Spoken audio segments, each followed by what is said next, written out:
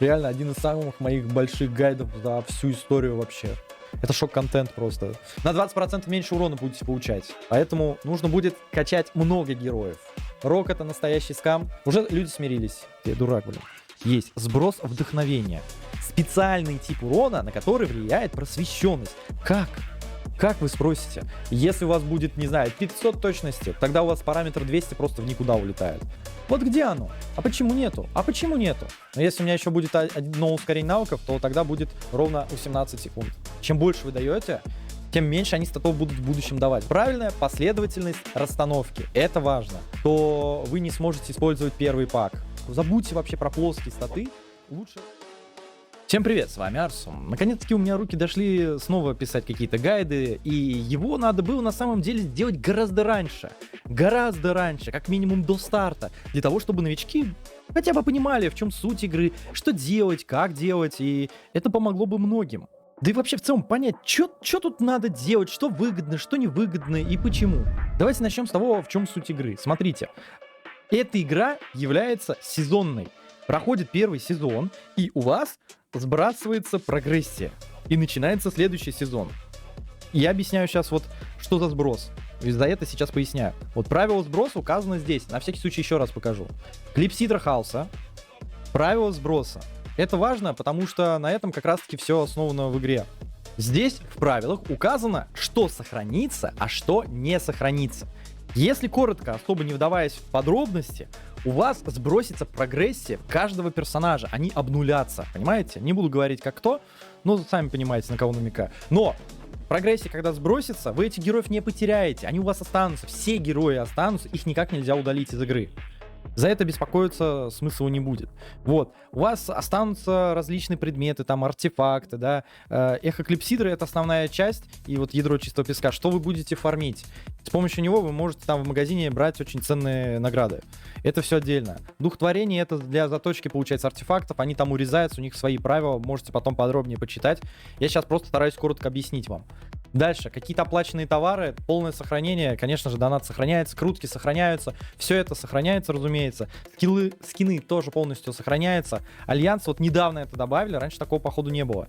То, что имя Альянса и участники тоже сохраняются. А раньше они просто растворялись, гильдии терялись. Сейчас вот уже, я так понял, они сохранятся. По поводу духовного ядра, это имеется в виду прокачка характеристик персонажа, мы к этому еще подойдем. Они как бы тоже, короче, не так сильно важны, так что сильно не парьтесь. Связь стихии полностью слетает, исследование мира, оно сохраняется. Это важно. Вам не придется 1000 раз с этим NPC говорить для того, чтобы что-то пройти. Лагерь — полное сохранение. А раньше там частичное было. Это там надо было прокачивать всякие станки и прочее. Сейчас это уже не надо. Здесь вот объясняется правило, как трансформируется, что вот эхо ядра превращается вот в это, а потом идешь обменивать валюту. Все это делается в магазине. Вот, магазин находится здесь. Обмен, магазин сезона. Он вам станет доступен только в конце сезона. А пока вообще забудьте про это. Основная ваша задача — это вот фармить клипсидру. Вот я сейчас на 80-м месте. Это мало на самом деле. Вот. Ядро чистого песка. То есть вот это эхо клипсидры преобразуется в конце ядро чистого песка. И за них вы сможете брать награды. Бронзовый, серебряный, золото — это в зависимости от того, какая у вас позиция здесь в рейтинге будет. Я понимаю, что еще вопросов много осталось относительно этого, но я просто стараюсь коротко все объяснить, чтобы не затягивать ролик. В общем, как я уже сказал, основная хрень — это вот нужно фармить, и таким образом вы будете попадать в рейтинги, если вы хотите именно ради рейтингов играть. Вот. Как его получать? Воронка времени, как один из вариантов. Да, то есть вы фармите какие-то определенные места, занимаете их, правильно? И за места вы получаете эхо клипсидры. Также вы его можете получать за сезонную оценку, да, и континентальные испытания это еще будет, исследование нового мира тоже будет. Вот, это мест на самом деле прилично, все уж рассматривать, конечно, не будем, но основные вроде бы я перечислил. Вот, это вся суть как бы игры. Так, думаю, со смыслом игры, наверное, все в целом понятно. Да, сезонная игра, просто качаетесь, просто проходите и занимаете какие-то рейтинги. Таким образом, вам просто будет доступно что-то. Если вам не интересны рейтинги, вообще просто хрен забейте на это вам вообще сильно ничем не поможет тогда. Если вы просто играете в свое удовольствие, вам вообще плевать на каком вы месте. Это тоже вполне нормально. Но, как правило, люди очень хотят находиться в рейтинге, и таких ребят вы увидите довольно-таки много. Давайте пройдемся по интерфейсу. Смотрите, начнем с вот этого флага. Здесь мы можем видеть различные ивенты. Давайте вебку уберу, чтобы было понятно. Инферный блеск — это сейчас ивент проходит на Дирта. Этот герой, я бы, честно, не рекомендовал бы его брать. Но если сможете забрать для коллекции, будет здорово. Потом, по-моему, возможности особо-то не будет. Дальше, трудная тренировка. Здесь проходит ивент по затрате энергии. Кто больше энергии потратил. Вот вы видите топ, кто больше всех энергии затратил. Охота на демонов — это все то же самое на Дирта. Привяжите Дискорд, ну, привяжь Дискорд, дополнительные награды. Это мало, если что. Исследование сообщества. Здесь вот то же самое, просто кликайте, быстро переходите, закрываете, даже подписываться не надо. Получите награду. Оценка учетной записи — это ивент, отдельная тема, на канале есть ролики об этом. Вот здесь довольно-таки большая насыпка. Это оценка аккаунта. Это для ветеранов больше подходит, и для новичков, если они играли в другие игры. Так, перенос прогресса — это для ветеранов, для новичков это не надо. Ежедневный вход, ну, это и так понятно, ежедневный вход, тут, думаю, объяснять-то и не надо, ничего особенного нету. Особая поставка, ну, это понятно, особая поставка, думаю, сама за себя говорит. Усиление для путешествия, грубо говоря, здесь, будь добр, закинь нам немножечко денежек, и тогда мы тебе дадим вот это, у тебя будет Синтрелия. Синтрелия хороший герой, да, но того прям не стоит, конечно, таких вот затрат огромных. Так, и призыв посланника — это на Дирт. Дирта здесь можно призвать, он у меня есть, он у меня был, поэтому здесь, по-моему, 240 мечиков надо набрать, чтобы он призвался. Дар драконьей печати — это для донатеров. Только для донатеров. Кидайте много бабок, постепенно вот этот уровень ваш растет. И, разумеется, награда тоже. В конце, например, эксклюзивного героя можно выбрать на выбор. Да, и тут еще можно тоже выбирать всяких героев. Короче, сами понимаете, та еще интересная вещь. Прицельные призывы. И вот здесь прицельные призывы. Это просто ивенты на крутке. Ну, очевидно, по-моему, это довольно-таки очевидно. Если вы спросите, кого выгодно крутить, в какой баннер и все такое, я вам скажу так. Во-первых, я бы крутил в обычный баннер для новичка. Не скажу, что много, ну хотя бы, я не знаю, около соточки бы открутил и посмотрел бы, кто выпал. Если вам выпал какой-то хороший герой, то лучше оставить аккаунт. Если нет, то лучше, наверное, реролить. А о том, какой персонаж, у меня есть отдельный гайд, там целый час. Можете по каждому герою посмотреть, ценный, не ценный или что-то в этом роде понять. Да? Поэтому не могу точно сориентировать. Вот там выпал такой-то, такой-то герой. Просто проще посмотреть этот гайд, и я там четко говорю, нормальный герой или плохой герой. По всем абсолютно, даже по раркам. Так, думаю, с этим понятно. Здесь у нас идет как бы донатная, можно сказать, часть, но не только. Здесь вот набор выбранной стихии, я его взял, честно, не рекомендую, тоже ролик отдельно есть на канале. Вот за 5000, вот это уже, да, вот здесь я бы рекомендовал. Почему? Потому что вы можете забрать ключевого героя для вас. Да, и когда у вас это получится, то это будет довольно-таки здорово. Например, у меня есть из дикости все герои, но не хватает вот этой девочки маленькой. Я беру и трачу 5000 кристаллов и забираю ее. Это довольно-таки ценно, потому что свитки мастерства, вот эти 3 штуки, стоят примерно 1350 кристаллов. И, грубо говоря, вы за 30 круток примерно забираете Фелисити бесплатно. Это выгодно на самом деле. Здесь как бы с этим все нормально, но сами понимаете, 5000 кристаллов — это как бы 50 круток. Возможно, вам что-то еще выпадет. Не всегда такое возможно. Может, вам выпадет 2 леги какие-то хламовые. Но если это ключевой герой, который вам нужен, его не хватает, это того стоит. Так, союз героев. Думаю, тут все понятно. Входите в игру и получаете награду. Конечно, Battle Pass, конечно. Разблокировать награды за $5, и тогда вы получаете, короче, вот здесь вот сундучок, да? Выбор. Вы можете выбрать одного из них. Первоклассный сундук легендарного героя, пожалуйста. Вот здесь тоже можете выбрать. Ну и, разумеется, за осколочки. Осколочки это того тоже стоит. В общем, если хотите донатить, это тоже выгодно. $5 это прям выгодно. Это, я бы даже сказал, очень. Ну, с какие-то там, сколько, 400 рублей, 350 рублей. Я не знаю, какой сейчас курс. В общем, как-то так. Выгодный контракт. Здесь, ну, как обычно, конечно, все выгодно. Конечно, тупо все выгодно.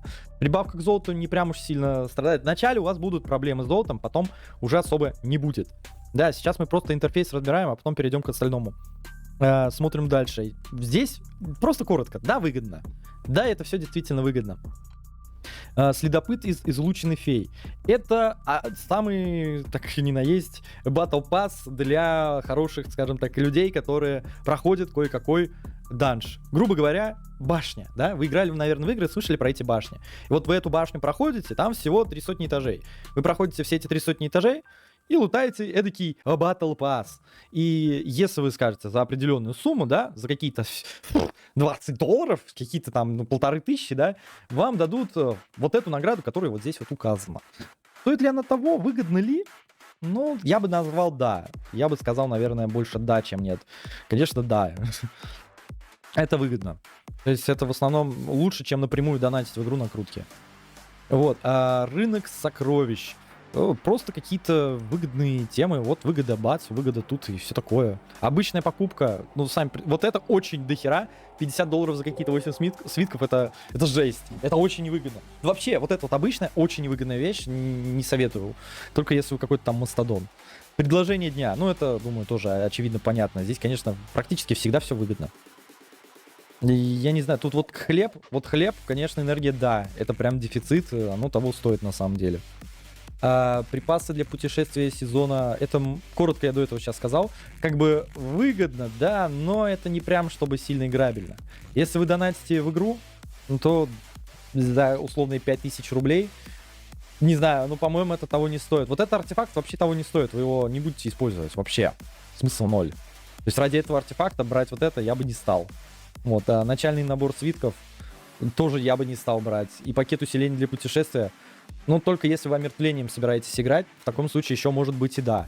Да, здесь уже, конечно, выгодно. А так, в целом, мне вот не надо, я, разумеется, не собирался брать. Магазин нарядов, ну, скинчики.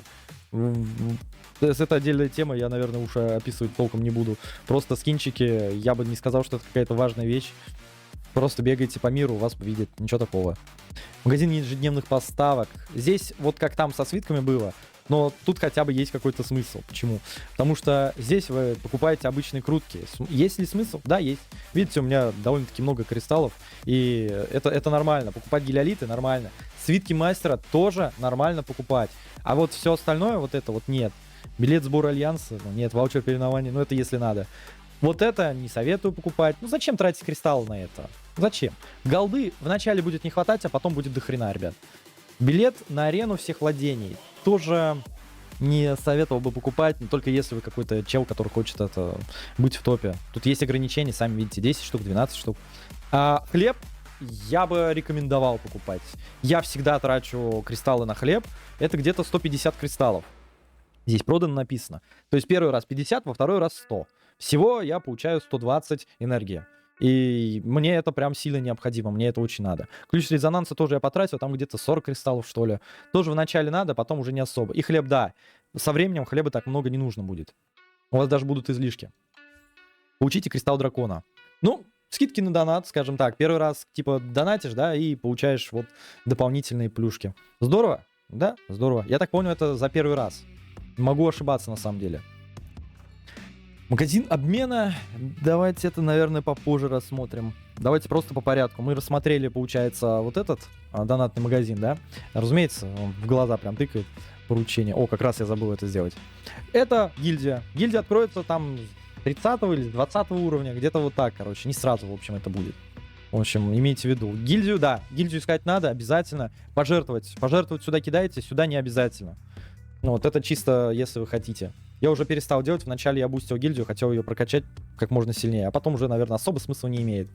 Только если вы хотите держаться где-то в топе в гильдии всей своей. Вот. Экспедиция между планами. Здесь боссы, гильдейные боссы. Одни из, да, там. Сейчас можно вот коротко глянуть, да. Здесь больше ему нужен массовый урон. Поручения. Здесь квестики. Стараемся выполнять их полностью каждый день. Если есть квест, например, на дополнительные призывы, да, типа делаешь призывы в день, то вот. Это лучше вот здесь сделать. Вот я за фиолетовые кубики просто 10 призываю, вот так вот, и все. Бац, и все. И квест выполняется. Это такой небольшой лайфхак. Смотрим дальше, получается. Это Battle Pass. Здесь целиком все не указано. Это надо с VPN-кой заходить в игру, чтобы целиком увидеть, что вообще здесь вот как раз-таки есть. Еженедельные приключения. Ну, это вот квестики, то есть выполняем. То есть вот здесь 200 следов дают, здесь 200. И это 200 это примерно 2 уровня.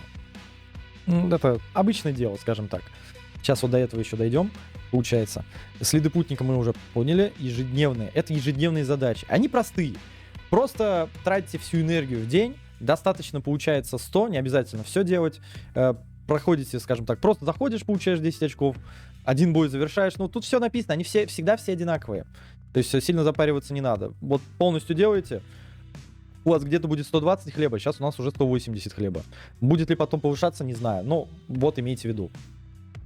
Затем дальше, получается, у нас баннеры. Про баннеры вроде бы сказал. Я бы вначале рекомендовал крутиться вот здесь, в обычном баннере, максимум до сотки, а потом уже переходить в какие-то другие. Можете попробовать удачу с Хвитарой или Львани с баннером, но, не знаю, я бы не старался бы. Я бы старался брать кого-нибудь еще. Вот Дикость, Имба в первом сезоне. Лотер Яд тоже хороший. Настена, получается, тоже отличная, получается. Неустрашимый, очень хороший. Сбор одна из самых худших. Это если совсем коротко. Дирта призывать не надо. Прицельные призывы, конечно, здорово. Я бы рекомендовал доставать, получается, с баннера хороших саппортов. То есть есть шанс эксклюзивно выбить. Каждый из них очень хороший. Здесь я бы посоветовал вот эту девочку. Лучший щитовик вам до конца игры пригодится. Гуленда хороший, Зефи хороший, Ацили хорошая, Агок очень хороший. Виньяру вам бесплатно дадут. Гелиана тоже вроде как бы норм, но лично я ее пока на складе оставляю. Сильно от нее толку много не надо. Торина вам дадут. Вот остальных, конечно, ну, если есть возможность выбить, то окей. Но самых лучших саппортов я, по крайней мере, точно назвал. Еще в некоторых баннерах есть скрытые гаранты. Для новичка они будут где-то на 20-й крутке. Это нормально. Еще есть скрытый гарант на 300-й крутке. К примеру, вот у меня баннер, я могу посмотреть историю призыва. И что мы видим? Мне выпал Премца. Это нормальное явление, такое бывает регулярно. А может выпасть на 290, а на 300 не выпасть. Это тоже такое бывает. Там гарант указан вот здесь, получается. Давайте уберу вебку. Вот. Если не удалось призвать легендарного героя, то на 70-й призыв вы гарантированно получите легендарного героя. Если не удалось призвать эпического героя, то на 10-й вы получаете. И так далее. Вот события призывов, то, что там гаранты могут переноситься, но не переноситься на другой сезон. Вот, все счетчики призыва будут сброшены по окончанию событий. Их показатели не переносятся на следующий сезон. Невостребованные награды будут отправлены на почту после окончания событий. Успейте забрать их вовремя. Просто читайте, ребят. Просто читайте и все. Это залог успеха этой игры. Это самый лучший совет, который вы можете вообще услышать, серьезно. Просто читайте, и тогда вы будете понимать эту игру лучше. А люди этого не делают, потому что, блин, много букв читать неохота. Я понимаю. Так, дальше. Здесь эта вкладка с героями, думаю, особо объяснять не надо. Вот это вот, блин, штука, это получается у нас друзья. Это получается у нас почта. Ну, думаю, все очевидно. Здесь об обновлениях, скажем так. Здесь вот, кстати, код вводить от блогеров. Мой будет в описании, если кому интересно, но сразу говорю, лучше посмотреть определенный гайд, который у меня есть на канале. Ну, лучше посмотреть определенный гайд, который у меня есть на канале, он вам достаточно лучше прояснит. Поверьте, лучше с выбором подойти, потому что код блогера можно ввести только один. Все ввести не получится. И таким образом они будут получать, скажем так, большие плюшки от вас.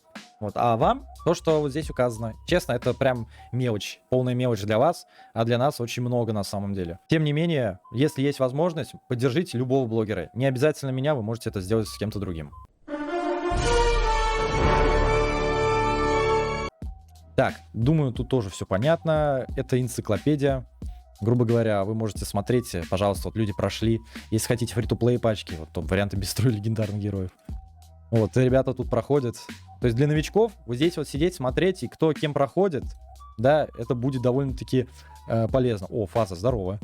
О, привет! А я тебя знаю. Ну, в целом тут и так все понятно. Настройки, сами понимаете. Раньше здесь был, кстати, можно свой ID типа найти, но здесь нет. Зато здесь можно набор кодов активации вводить. У вас откроется, получается, такая штука. Давайте сейчас покажу. Вот такая тема. Сюда вводите обычные промокоды. Не тот, что я указываю код блогера, а любые другие. В описании на всякий случай закину. Я не знаю, какие из них работают до сих пор. Но какие-то доработают. Сюда просто закидываете, жмете Confirm. А потом у вас на почту сюда приходит сообщение. Вот, например, вот такое вот мне выпало. Но это не случайно, конечно. Это мне такая насыпка прилетела. Еще в настройках, что бы мог я посоветовать? Графику можно, если хотите, можно пониже сделать. Частота FPS на самом деле в районе 60 у меня гораздо больше почему-то. Где-то 165. Но почему-то он думает, что 60. Если я поставлю на 30, у меня будут реально 30. Странно работает, но работает. Вот, остальное, режим энергосбережения на всякий случай себе включил. Звук, это уже как хотите настраиваете. Бой. Вот это, кстати, легендарное при получении снаряжения автоматически улучшается до 4-го. Рекомендую включить и это тоже включить. Вы будете терять много голды, но потеряете меньше времени в будущем. Это того стоит на самом деле. Вот я, дурак, не включил, теперь страдаю. Так, вот здесь бы я бы назвал никогда. И вот это. Посоветовал бы также поставить. Почему? Чтобы у вас не было много лишних анимаций на экране.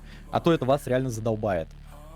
Подсказки для боссов. Если надо, пожалуйста, вот. Я не могу поставить никогда, потому что я уже в целом не первый день играю. Язык. Язык можете здесь поставить английский, то есть это настройка голоса, если вам так более привычно, то, наверное, у вас китайский у многих стоит. Настройка языка, ну, русский ну, тут, сами вы понимаете, английский, русский или что-то другое. Кнопки, ну, это понятно. Думаю, не надо. Здесь есть техподдержка, нажимаете сюда, у вас открывается ссылочка, вы находитесь на сайте, получается, с техподдержкой. То есть, если вам нужна помощь, нажимайте сюда. Здесь сопутствующий инструмент, восстановление ресурсов, отправка логов и так далее. Это, думаю, и так все понятно. Честь, блин, честно, я даже сам не знаю, как вам толком объяснить. Ну, таблица лидеров, да, это, честно, вам далеко еще не скоро пригодится. Грубо говоря, вот люди как бы фармят определенные места. Или вот, например, рейтинг героя, типа, самый сильный герой вот у этого челика. Это Каспар, да, с 5 пробудами, прокачанный полностью, сильный, независимый. То есть по характеристикам один из самых сильных. Или вот люди сундуки собирают на каких-то вот определенных местах. Там вот могилу ядовитую проходят на скорость и так далее. Кстати, имеет смысл вот здесь вот находиться в топе, очень большой смысл. Например, за первое место здесь вы получите очень ценные награды. Очень. Постраны в игре стали цениться еще сильнее, чем до этого. Медаль славы, ну это просто такая хрень, она не особо нужна, честно. Просто, скажем так, медалька. Ну, а вот здесь, кстати, да, вот здесь сбор, когда нажимаете, здесь вот есть различные квестики. Там, завершите приключение проклинатель. Здесь вы можете понять, где вы пропустили какие-то квесты, да, в какой локации, и пойти их выполнить. Когда вы их полностью закроете, у вас будет возможно получить вот 2 гелиолита и свиток. Свитки в игре очень ценные. Их лучше с умом давать персонажам. И так далее. И так в каждом из регионов. Так, думаю, понятно. Облик, ну, скинчики. Думаю, объяснять не надо, сами потыкайте, рассмотрите. Они ни на что не влияют, просто скины. Особо ничего. Социальные, может, очень красивые, я бы назвал. Обмен. Да, вот это большая тема для разговора. Я бы даже сказал, колоссально большая. Мифические артефакты, эпические, легендарные, эксклюзивные. Давайте прям очень коротко расскажу, что выгодно брать. Эпические, ну по-любому возьмете, у вас очень много будет возможностей. Легендарные, я взял все, рано или поздно какие-то да пригодятся. По порядку, мешочек соблазна, плюс-минус средний артефакт может быть пригодится. Вот эти все ситуативные следующие 5, очень ситуативные, но могут какие-то да пригодиться. Прикол в том, что они все идут на точность. Вот, в этом основная фича. И могут ее одевать только герои определенной стихии. Так, статус мантикоры пока не особо надо, но если есть возможность, можете взять. Ноготь гарпии может пригодиться. Глаз гиганта берем. Шкатулка можно взять. Следующие 2 не обязательно. Подкова, да, берем. Может тоже пригодиться. Для неустрашимых очень классная вещь. Она криты дает, а крит урон не везде вы сможете достать. Так, дальше магический куб не обязательно брать. Вино с драконьей крови можно. Это для неустрашимых. Также, короче, хорошо будет. Для других не особо хорошо. Свечи нет. Арома лампа лучше взять. Здесь есть точность, она более универсальная, еще откатывает навык. Это классная вещь. С таймингами проще вам будет жить. Зеркало живых берем. Это для хилов. Амулет скоробей. Хорошая выживаемость, но как будто он слабее, что ли, выглядит, чем раньше. Хотя вроде такой же. Короче, тоже хорошая вещь, можно брать. Щит платинового рыцаря редко используют, не особо рекомендую. Корона must have на первое время, потом мы заменим. Заколка для щитовиков идеальная вещь. Он владелец дает щит, мастерство. Это классная вещь. Адольфус просто для начала это просто сказка, поверьте. Это не берем. Маску в определенном случае можно взять. Злодейские чернила для определенных героев пока лучше не надо. Минус ее в чем? Она отключает вам криты. Вы не сможете никогда критовать. Но зато дополнительный урон очень сильно растет. Веретено жизни. Да, стоит иногда брать, но это очень редком случае. И то не для каждого там героя. В основном это нужно для хилов, которые боевым навыком хилят постепенно. Вот. Мифические артефакты. Начну лучше, наверное, с других, с конца или как. Вот все те, которые я не взял, это не прям уж какие-то нужные вещи. Для ядовиков, вот эти, да. Вот какой-то из этих, наверное, даже оба очень даже вам подойдут. Флейта как бы тоже нормально. Коготь темношипа может пригодиться, но это не сказал бы, что обязательно. Для PvP нормальная тема. Так, кольцо алого чародей, пламенный язык. Один из двух. Лучше будет, если кольцо возьмете, он будет давать больше чуть-чуть урон. Чуть-чуть вообще, прям незаметно, но немного больше все-таки. Пламенный язык это на случай, если у вас проблемы с критами. Тут в чем разница? Шанс крита, крит урон. И здесь допы как бы лучше, чем вот здесь. Кольцо зимы. можно взять, это хорошая вещь. Копье бога грома тоже можно взять, но лампа, короче, иногда даже лучше, чем копье. Имейте это в виду в определенных случаях и для определенных героев. Флейта нормальная вещь. Череп для омертвления вещь хорошая. Вам ее бесплатно дадут, если не ошибаюсь. Шепот поглотителя, ну, не рекомендую на самом деле взять, зря. Призматический плащ ситуативный. Маска берсерка не берите. Лучше не надо, это для ПВП. И то, короче, он такой себе, ну, честно. Песочные часы берем. Однозначно, это очень хороший артефакт, очень нужный. Надо брать. Рог надо брать. Посох привратника надо брать. Сосуд можно взять. Не обязательно, но можно. Он повысит вашу выживаемость. Рассветный орган. Хороший артефакт, можно брать. Останки ведьмы must have. В каждой пачке он должен быть обязательно. Абсолютно везде и всегда практически. Веер королевы для персонажей, которые бьют дополнительным уроном. Жилет из аурелиума. Помните, вот я говорил про вот эту тиару?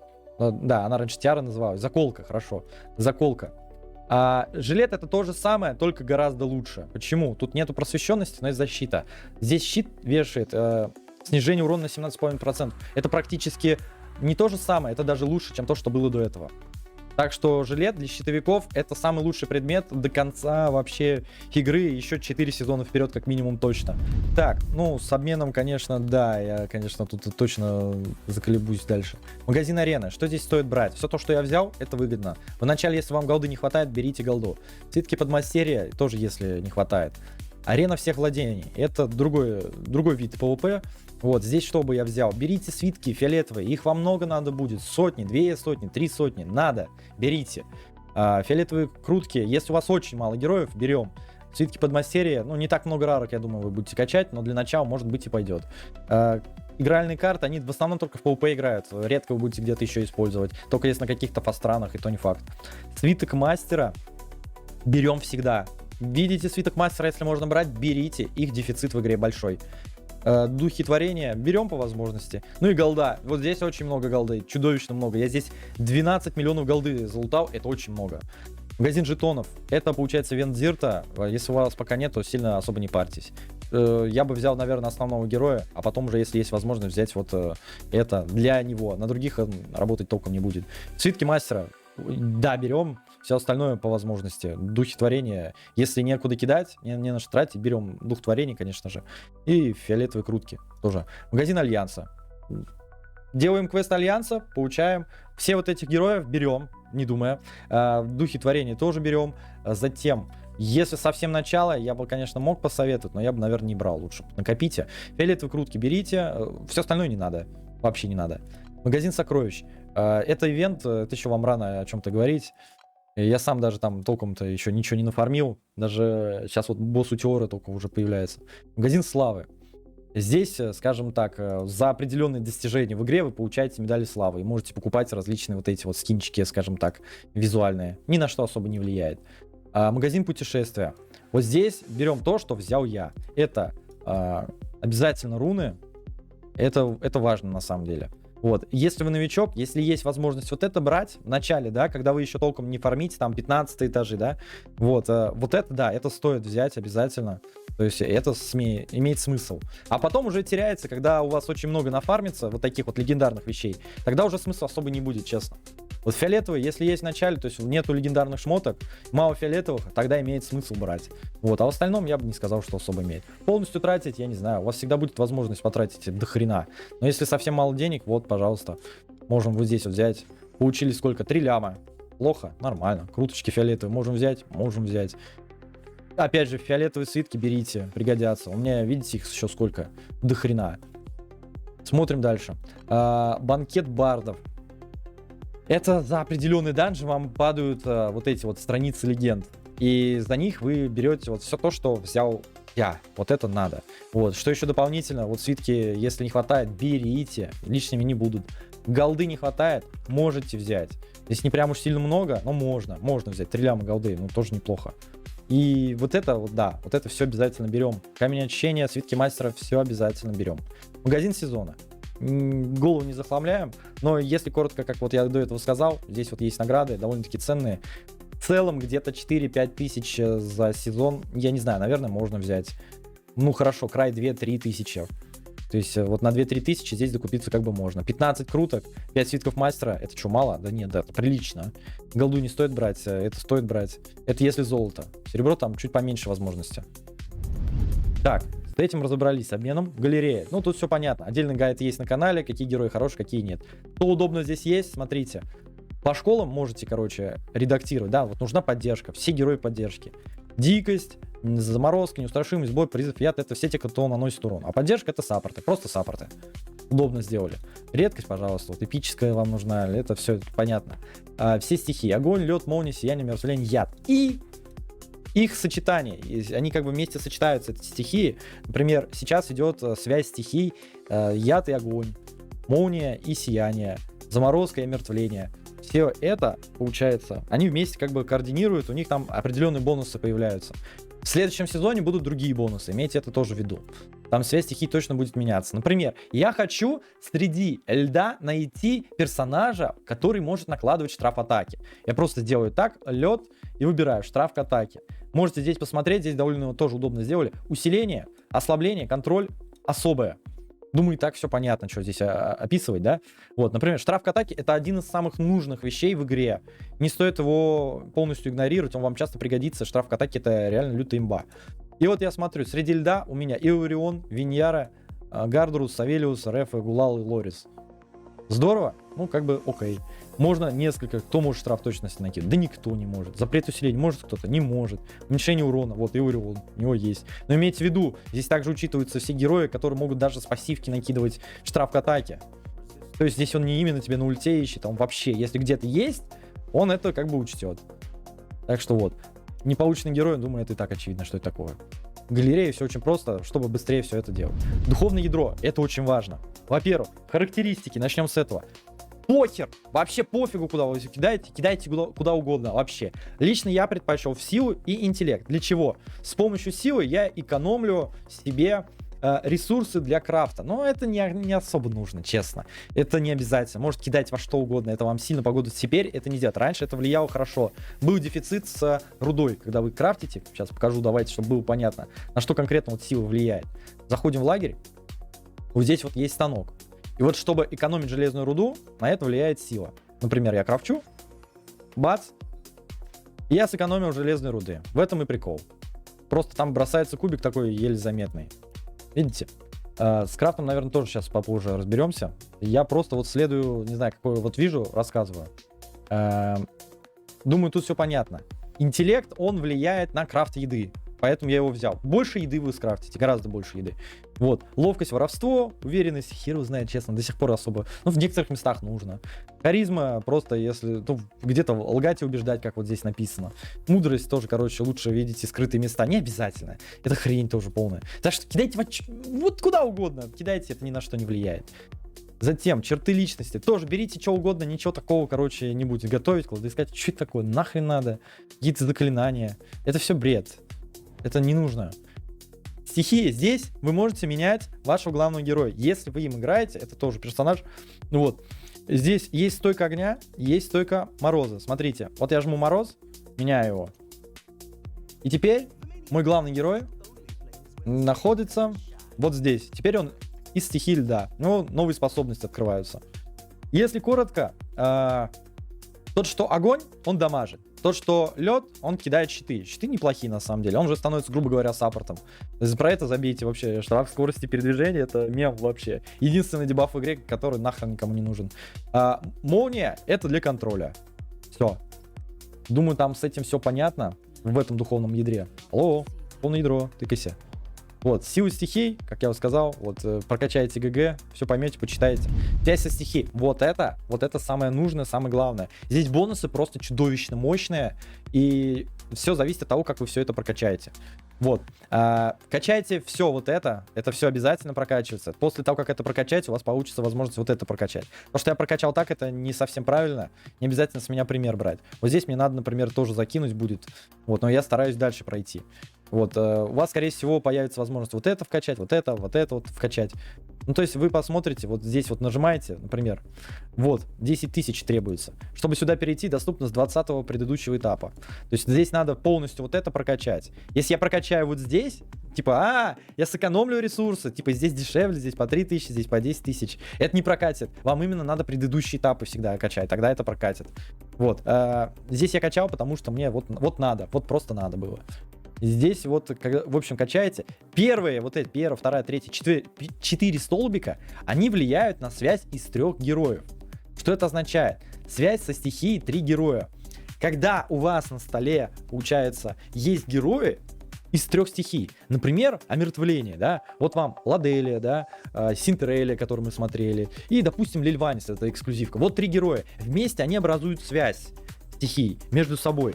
Можете взять, поставить изо льда, да, то есть здесь пишется, размещать определенные числа героев льда или омертвления, активируйте бонус со связи стихий. Поставите 4 героя, например, 4-й будет ледовик какой-то, любой лед из стихии льда. Вы все вчетвером получите вот эту связь стихии 3 героя, то есть получите атаку, ОЗ, и все это берется именно здесь. И это очень сильные бонусы, вы не представляете насколько, потому что дальше связь будет работать из 5 героев. Вот дальше эти связи из 5 героев будет чудовищно сильной. Если вы видите 20% бонуса к стихийному урону, это очень дохрена. То есть представьте, что вы нанесли 1000 урона, затем кританули на 50%, и только тогда этот бонус дальше учитывает вот это вот все. Так что эта штука очень сильная. Это один из самых сильных модификаторов. 20% это много. Сопротивление к урону. На 20% меньше урона будете получать. Здорово? Да ни хрена себе. Это очень много. И так далее. В общем, это все обязательно качать, желательно все прокачать. В особенности качайте тех, кем будете бить КБ. Клан босса. Не гильд босса, а клан босса. Вортекс, Малинус, у него много имен. Короче, вот его надо трогать за все места. Здесь, разумеется, вот это все прокачиваем обязательно. Здесь также уменьшаем получаемый урон. То же самое, что и здесь, да? Получаем урон. Только еще вот здесь дополнительно. И если вы задаетесь вопросом, герой, соответствующий стихии, обладает вдохновением, получает, короче, бонусное усиление бонуса. Вот если нажмем сюда, вот здесь можно увидеть. Например, если у нас есть герой с 3 вдохновениями, он получит 15 точности еще сверху. К примеру, вот у нас Каспар. Или нет, давайте вот, раз 3 сказал. Вот у него 3 вдохновения. И связь стихии ему даст на 15 точности больше. Здорово? Да, отлично. В общем, от этого тоже имеет прок. Где взять вообще вот эти вот вещи, эстроген связи? Большая на самом деле проблема. Вы сюда тыкаете, здесь вот вам покажет примерно где. Где больше всего дают? Как выяснилось, больше всего дают за фаст-раны на боссов. Чем быстрее вы их убиваете, попадаете в топы, тем больше эстрогена связи за первые места вы получите. Очень дохрена.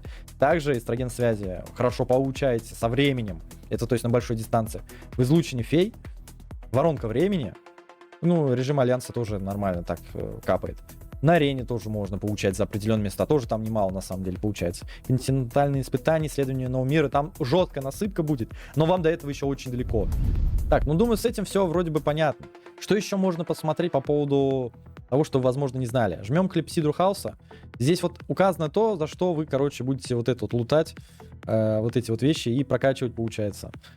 Здесь вот откройте 200 сундуков, вот это вот, всякие квесты, короче, простыми словами, да, вот пройдите какой-то там вот столб в первый раз, получайте еще вот награду и так далее. Вот рейтинг клипсидры, распространение славы. В общем, такая тема. Рейтинг клипсидры, вот он, грубо говоря, влияет, чтобы вот сюда вот попасть условно.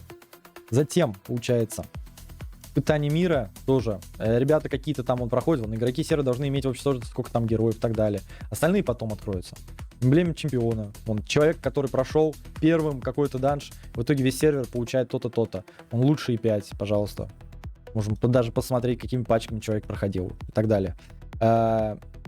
Обмен, это я уже говорил. Правила сброса говорил. Путешествие сезона. А вот это, кстати, мапа, для которой вам будет примерно понятно, что когда получается.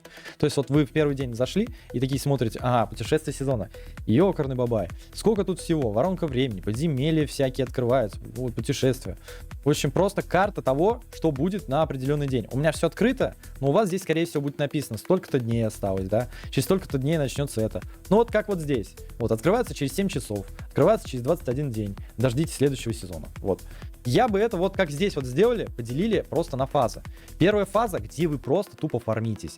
Вы просто фармитесь, постепенно развиваетесь, игра вас сильно ограничивает по уровню, по возможности какого-то там фарма. В общем, сама игра очень вас сильно будет ограничивать. И вот когда эти ограничения снимутся, это будет вот день с сутиором. То есть откроется последний клановый босс, да, возвращение там к историям леса там и так далее. Короче, будете фармить самые топовые места, скажем так, в игре. И здесь на второй фазе у нас появляется возможность фармить боссов Утиора.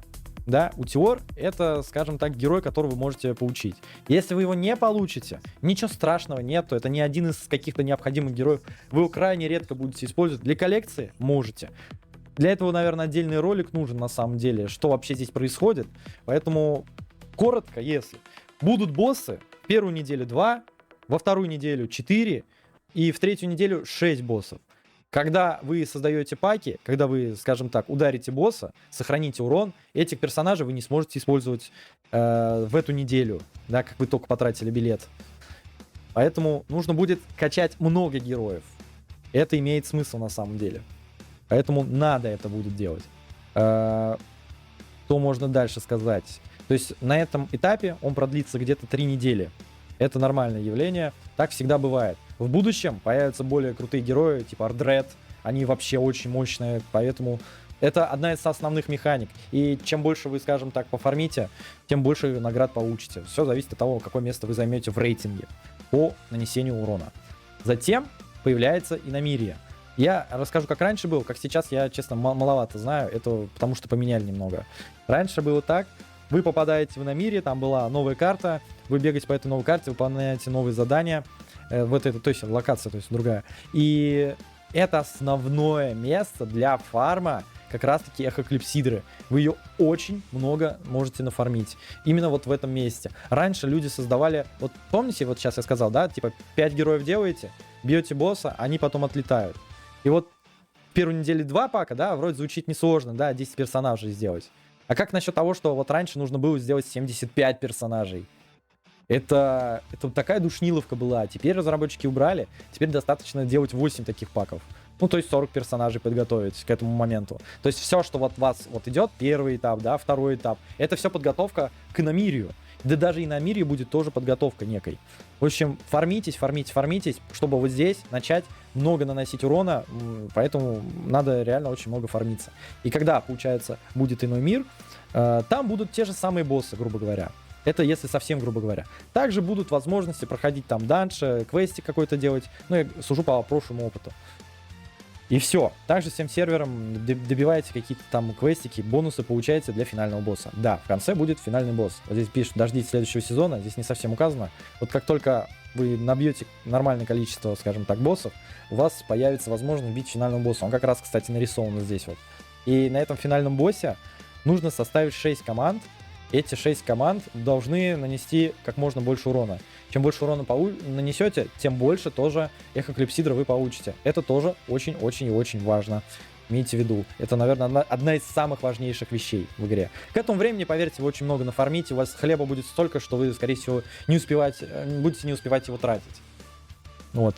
Это вот что будет в будущем. Во втором сезоне будет примерно все то же самое, только просто здесь будет не Утиор, другой там персонаж. Финальный босс тоже другой будет и так далее. Некоторые боссы тоже поменяются. Это типа Гарпий, вампир, который будете фармить и так далее. Думаю, по интерфейсу все понятно. Если есть вопросы, задавайте там в комментариях, пишите, или вон в телегу, она в описании есть. Можете пройти и задавать у ребят какие-то вопросы. Вот, что еще могу по интерфейсу сказать? Неочевидно. Вот здесь вот можете нажать на аватар. И здесь есть вот ваш ID, скопированный в буфер, да, и вы таким образом сможете вот здесь аватарку, да, можете поменять. Вот это вот, если вы донатите, это вам пригодится. Можете нажать данные и здесь скопировать, если так проще смотреть вашу карточку. То есть вот у меня здесь какие-то различные достижения. Наверное, для многих это будет не очевидно. Очень часто люди задают на эту тему вопрос. Если нажмете на резонанс, вы просто уровень можете прокачивать. Резонанс открыт, да, вы нажимаете сюда, например, первый день, если не ошибаюсь, вы можете прокачаться до 59 уровня. Во второй, получается, этап, именно этап, а не, получается, день, вы сможете до 79 прокачаться. После уже, получается, до конца сможете прокачаться. Вначале вам чуть-чуть надо будет опыта, это нормально. Вот, в зависимости от уровня будут разблокированы у всех. Это у всего сервера, не только у вас. Ну, так что не пугайтесь, что вы уперлись в потолок и не можете дальше прокачаться. Вот, появляются различные возможности, там, не знаю, вот фармить, например, вот артефакты сделать до 16, или фармить какие-то вот такие вот места. То есть открытие талантов каких-то. Вот много всякого, короче, будет постепенно открываться. Максимальный уровень 100, думаю, это и так очевидно. Вот здесь вот есть информация, если вам это так нужно, хотя здесь ничего толком нету. Так. Что по лагерю? В лагере что у нас есть? Раньше вот это работало, теперь это нахрен ничего не работает. Рок. Рок это настоящий скам. Скажу так, по вероятности, если вы не будете вообще ничего пропускать, вполне возможно раз в год выбить. Объясняю, почему это скам. Как бы вы ни старались, но больше 15, нет, больше 14 вряд ли вам выпадет. Это и то, а 20 так подавно. Здесь это работает не так, как вы можете себе представить. Этот рок обманывает, и с этим ничего никто не может поделать. Сколько жаловались на него, он просто... Уже люди смирились. Бессмысленно. Здесь получается тренировочный полигон, обучение, дружеский спарринг. Ну, это ПВП, как бы дружеское. Обучение это вам показывают, короче, как, что делать. Если вы будете проходить обучение, вот, пожалуйста, мелкие награды будете получать. Они, наверное, даже слишком мелкие. Но, тем не менее, можете. Если вам что-то не особо понятно, да, в плане боевки, зайдите сюда, иначе я тоже буду очень долго как-то говорить. Вот, пожалуйста. Можете проверить. Тренировочный полигон, для тех, кому не особо понятно, вот. Это обычное место, скажем так, вот манекены. Манекены настраиваются вот здесь вот. Вверху слева есть тренировочный строй. Ставите вот так. И просто у вас, скорее всего, вначале так и будет. Здесь можете настроить уровень. Когда растет уровень, у него растут статы. То есть сопротивление растет, точность растет, интервал атаки. Они не могут бить, если что, они просто стоят. Вот. Ну и ХП, защита, ОЗ, вот это вот все тоже растет, разумеется. Затем, вот, да, здесь. Затем вы, получается, можете поставить много персонажей, да, вот так вот. Продолжительность испытания. Ну, это просто длительность.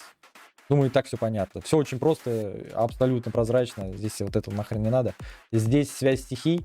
Это гений, наверное, там вот говорил до этого, и при этом не мог показать, потому что вебка мешала. Так, вот связь стихий. То есть, как вот я и говорю, можете здесь ее проверять. Какие бонусы будут у вас, да? И вот здесь вот будет указано, у каждой школы она свое. У яда, например, вот ядовитые источники. Я бы сказал, просто забейте, эта штука еле-еле работает, но работает. Не совсем очевидно, вы даже не заметите эффекта. Если ставим троих на стол, у нас будет взрывное состояние. Вот здесь вот в углу получается, вот где у нас вот бутылка нарисована, да. Вот аура, кстати, да, выбирайте периодически. Вот самое выгодное в моем случае это будет, наверное, атака, если я поставлю флору. Но это не важно. В общем, поставите 4, это ничего не даст. 3 поставить, это максимум. То есть имеется в виду по связи. Вот это. У вас просто в этот момент дикость будет максимально хорошо кидать кубики. Это отдельная тема для разговоров. Гайд на дикость есть на канале. Затем, получается, у нас есть заморозка. Честно, тоже не вдавайтесь в подробности, смысла особо нету. То есть ставите, вот, допустим, их, и просто, вот, холод длится 5 секунд в начале боя, холод наклад на одну цель на 5 секунд. То есть заморозка. Бред, но окей. Тоже прям реально не запаривайтесь особо, не такая уж и нужная штука. Ну, устрашимость, тоже можете как бы особо не думать. Просто когда вы ставите достаточное количество их, появляется такой шарик. Чем чаще вы бьете, тем чаще бьет он. Чем чаще бьет он, тем чаще, скажем так, дамажит Ивелиус. И тем чаще дамажит Настена. Это, думаю, и так понятно. Вот, неустрашимость понятно. Сбор. Одна из самых слабых, ее сильно попортили. Но, тем не менее, допустим, вот если хотите играть, когда вы их ставите на стол, просто каждые там 20 секунд активируйте связь, у вас баф сбора появляется. И все. Ничего особенного нету. Так, призыв. Вот у призыва, конечно, интересная вещь, на самом деле. Что за Феникс, куда его ставить? У вас просто 6-й юнит появляется, который будет творить всякую дичь на экране, да? Чаще всего его сливают. Просто ставят, ну, танковать, и, скорее всего, он умирает. Феникс нахрен не нужный. ПВП, ну да, вначале пригодится. А так нахрен не нужно, честно. Так что, если он у вас умрет, и слава богу. Яды. По ядам я уже тоже сказал, уже все вроде бы понятно. Так, здесь еще что на манекене можно сказать. Ну, это понятно, то, что вы здесь, получается, юзать еду. А здесь вы можете, разумеется, одевать. И помимо всего этого, вы можете команды проецировать, создавать и так далее. Здесь их можете настраивать также на автобой. Например, вот у меня команда на древнее поле битвы, которую я использую. Они у меня уже стоят, здесь они не выставлены как надо, но там, где нужно, они стоят как надо, потому что поле немного, ну, чуть-чуть типа другое. По сути, то же самое, но для них это другое. Вот, ставлю, например, так и запускаю. И видите, желтым цветом у меня горит. Это настроены тайминги. И теперь они будут делать так, как я скажу. Вот должны в этот момент они там, скажем, использовать способность. Они будут использовать. Это все настраиваемо.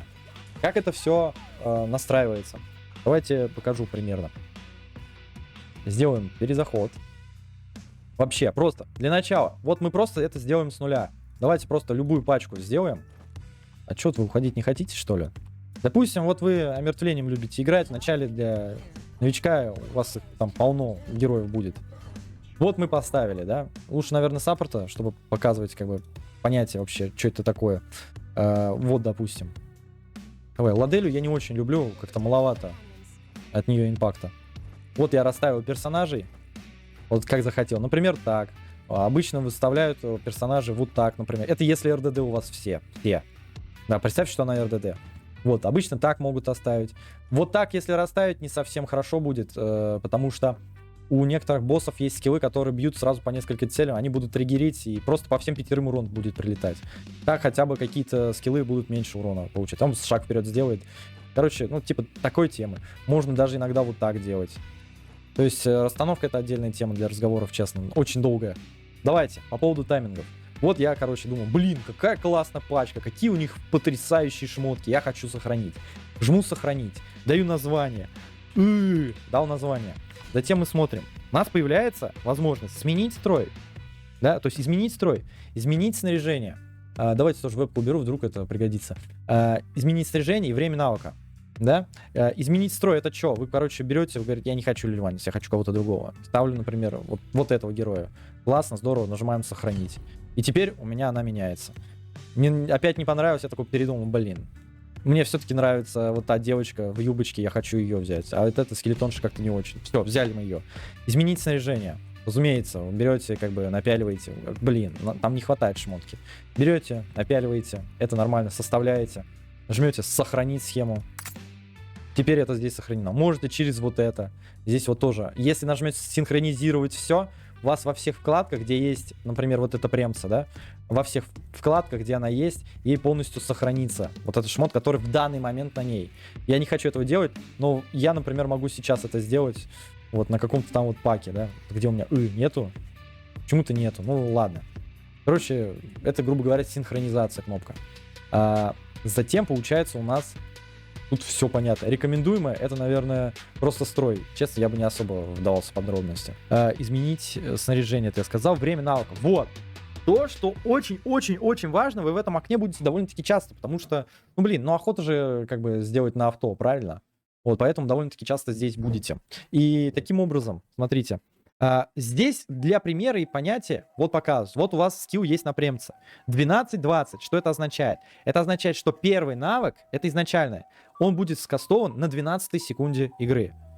Второй навык будет скастован через 20 секунд после первого навыка. То есть на 32 секунде в данный момент. Чтобы я захотел, чтобы она, например, на 12 секунде била, а давай не на 12, допустим, мне надо на 14 секунде это сделать. Ставлю 14 секунд. Здесь ставлю 20 секунда, да, вот я дурак, блин. 20 секунда — это повторное применение. Все, теперь она всегда будет кастовать. Давай сделаем так, чтобы это на 15, это на 20. Это мы не будем давать тайминг. Синтрелли лучше, правда, никогда не давать тайминг, ей этого делать не надо. Перзилиус, вот он классный бафер, я его сделаю на 13. Простите, клавиатура не протыкивается. Вот, и саппорт, например. Вот мне надо на 18 секунде, сделаю вот так вот, на 20. Все они делают там 11-20, то есть я могу сделать на 11 секунде. Но вот мне надо вот так, да. То, что вы видите здесь, это от шмотки так уменьшение идет.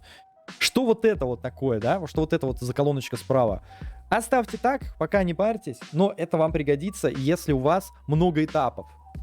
Например, первая комната с мобами, вторая комната с мобами, третья комната с боссом, да? И когда вы его включаете, когда вы переходите в следующую комнату, тайминги как бы заново начинают работать. То есть в первой комнате у вас премца ультовал на 14 секунде. Допустим, вы там минуту сидели.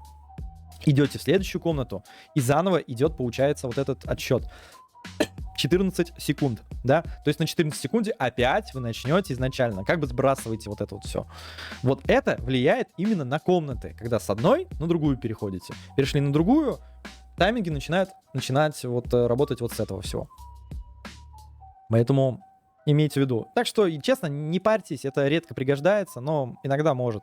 Честно, никогда не пользовался, просто на авто ставил всегда и все. Вот. Можно сведения о боссе, например, вот сведения о таких боссах. У вас, скорее всего, там один будет. Вот, например, вампир. Он на 6 секунде кастует один навык, на 12 секунде другой навык, ульту на 18. Это все можете подстроить. Вот, я поставил тайминги. Еще раз показываю. 14-20. Логика такая. Первым ультует Арзилиас, вторым будет Премца. Третьим, получается, будет у нас, скорее всего... Не, Синтрелия по-любому где-то первый. Нет, скорее всего, она даже будет самый первый. Потому что я и тайминги не поставил. И вот четвертый, получается, у нас будет Лильванис. И в конце самым Филоси сходит. Вот просто проверяйте, прав я или нет. Ставим, запустили. Смотрим, у нас заранее была шкала заполнена. Это нормально. Вот, я же сказал, Синтрелия первая, Ирдилис, Премца третья, четвертая она идет. И сейчас Филоси. Все просто. Правда, очень просто. Но бывает сложно, потому что бывают такие способности, которые замедляют. Да? Какие-то дебафы босса замедляют. И в этом как раз-таки вся сложность, как подстраивать в таком случае. К примеру, если вы будете пользоваться Виньярой, а вы будете ею пользоваться, это очень хороший герой, особенно для данжей. То есть она кидает там ульту и сбрасывает, получается, вот эту вот тему. Да, то есть откатывает шкалу. Шкалу он откатывает, давайте покажу как. Например, если у вас, вот вы берете Виньяру, она будет вам сбрасывать, получается, не полностью вот эту шкалу, да, она будет сбрасывать от 18 секунд до 12 обратно, понимаете? И в этом, короче, суть. То есть способности на уменьшение шкалы, да, то есть вот как у Виньяры, они будут сбрасывать от и до скилла. Они сюда влияют. А теперь мне, походу, надо рассказать про характеристики, про всякие дебафы и так далее, так далее, так далее, так далее, так далее. Фух. Я думаю, да, с управлением, думаю, все понятно. Подстраивайте то, как вам удобно. Смотрите гайды, они достаточно интересные. То есть стоит понять, как другие мыслят и понять, как они собирают. Я про блогеров. Давайте здесь, наверное, по интерфейсу для начала разберемся. Первая общая информация, это там, где вы можете смотреть скиллы, описание и все такое. Разумеется, свитками качаем каких-то нужных вам героев. На монтаже заметил, что я совсем дурак, очень легко затриггерился в другое место и не объяснил, что такое вообще справа находится.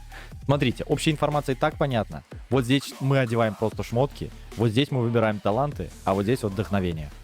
Так, забыл еще кое-что вот рассказать по поводу вдохновений. Смотрите, вот вы такие говорите, блин, вот я хочу купить себе артефакт, но я вдохновение уже бросил. Да, вот, например, смотрите, у нас на Репексе есть душа, мы его вдохновляем, все здорово, классно, и затем мы идем такие в магазин и смотрим, что, блин, тут такой выгодный, например, товар, например, вот этот мы хотим, да, ну или вот этот, я не знаю, купить, а мы такие, блин, а я уже душу влил.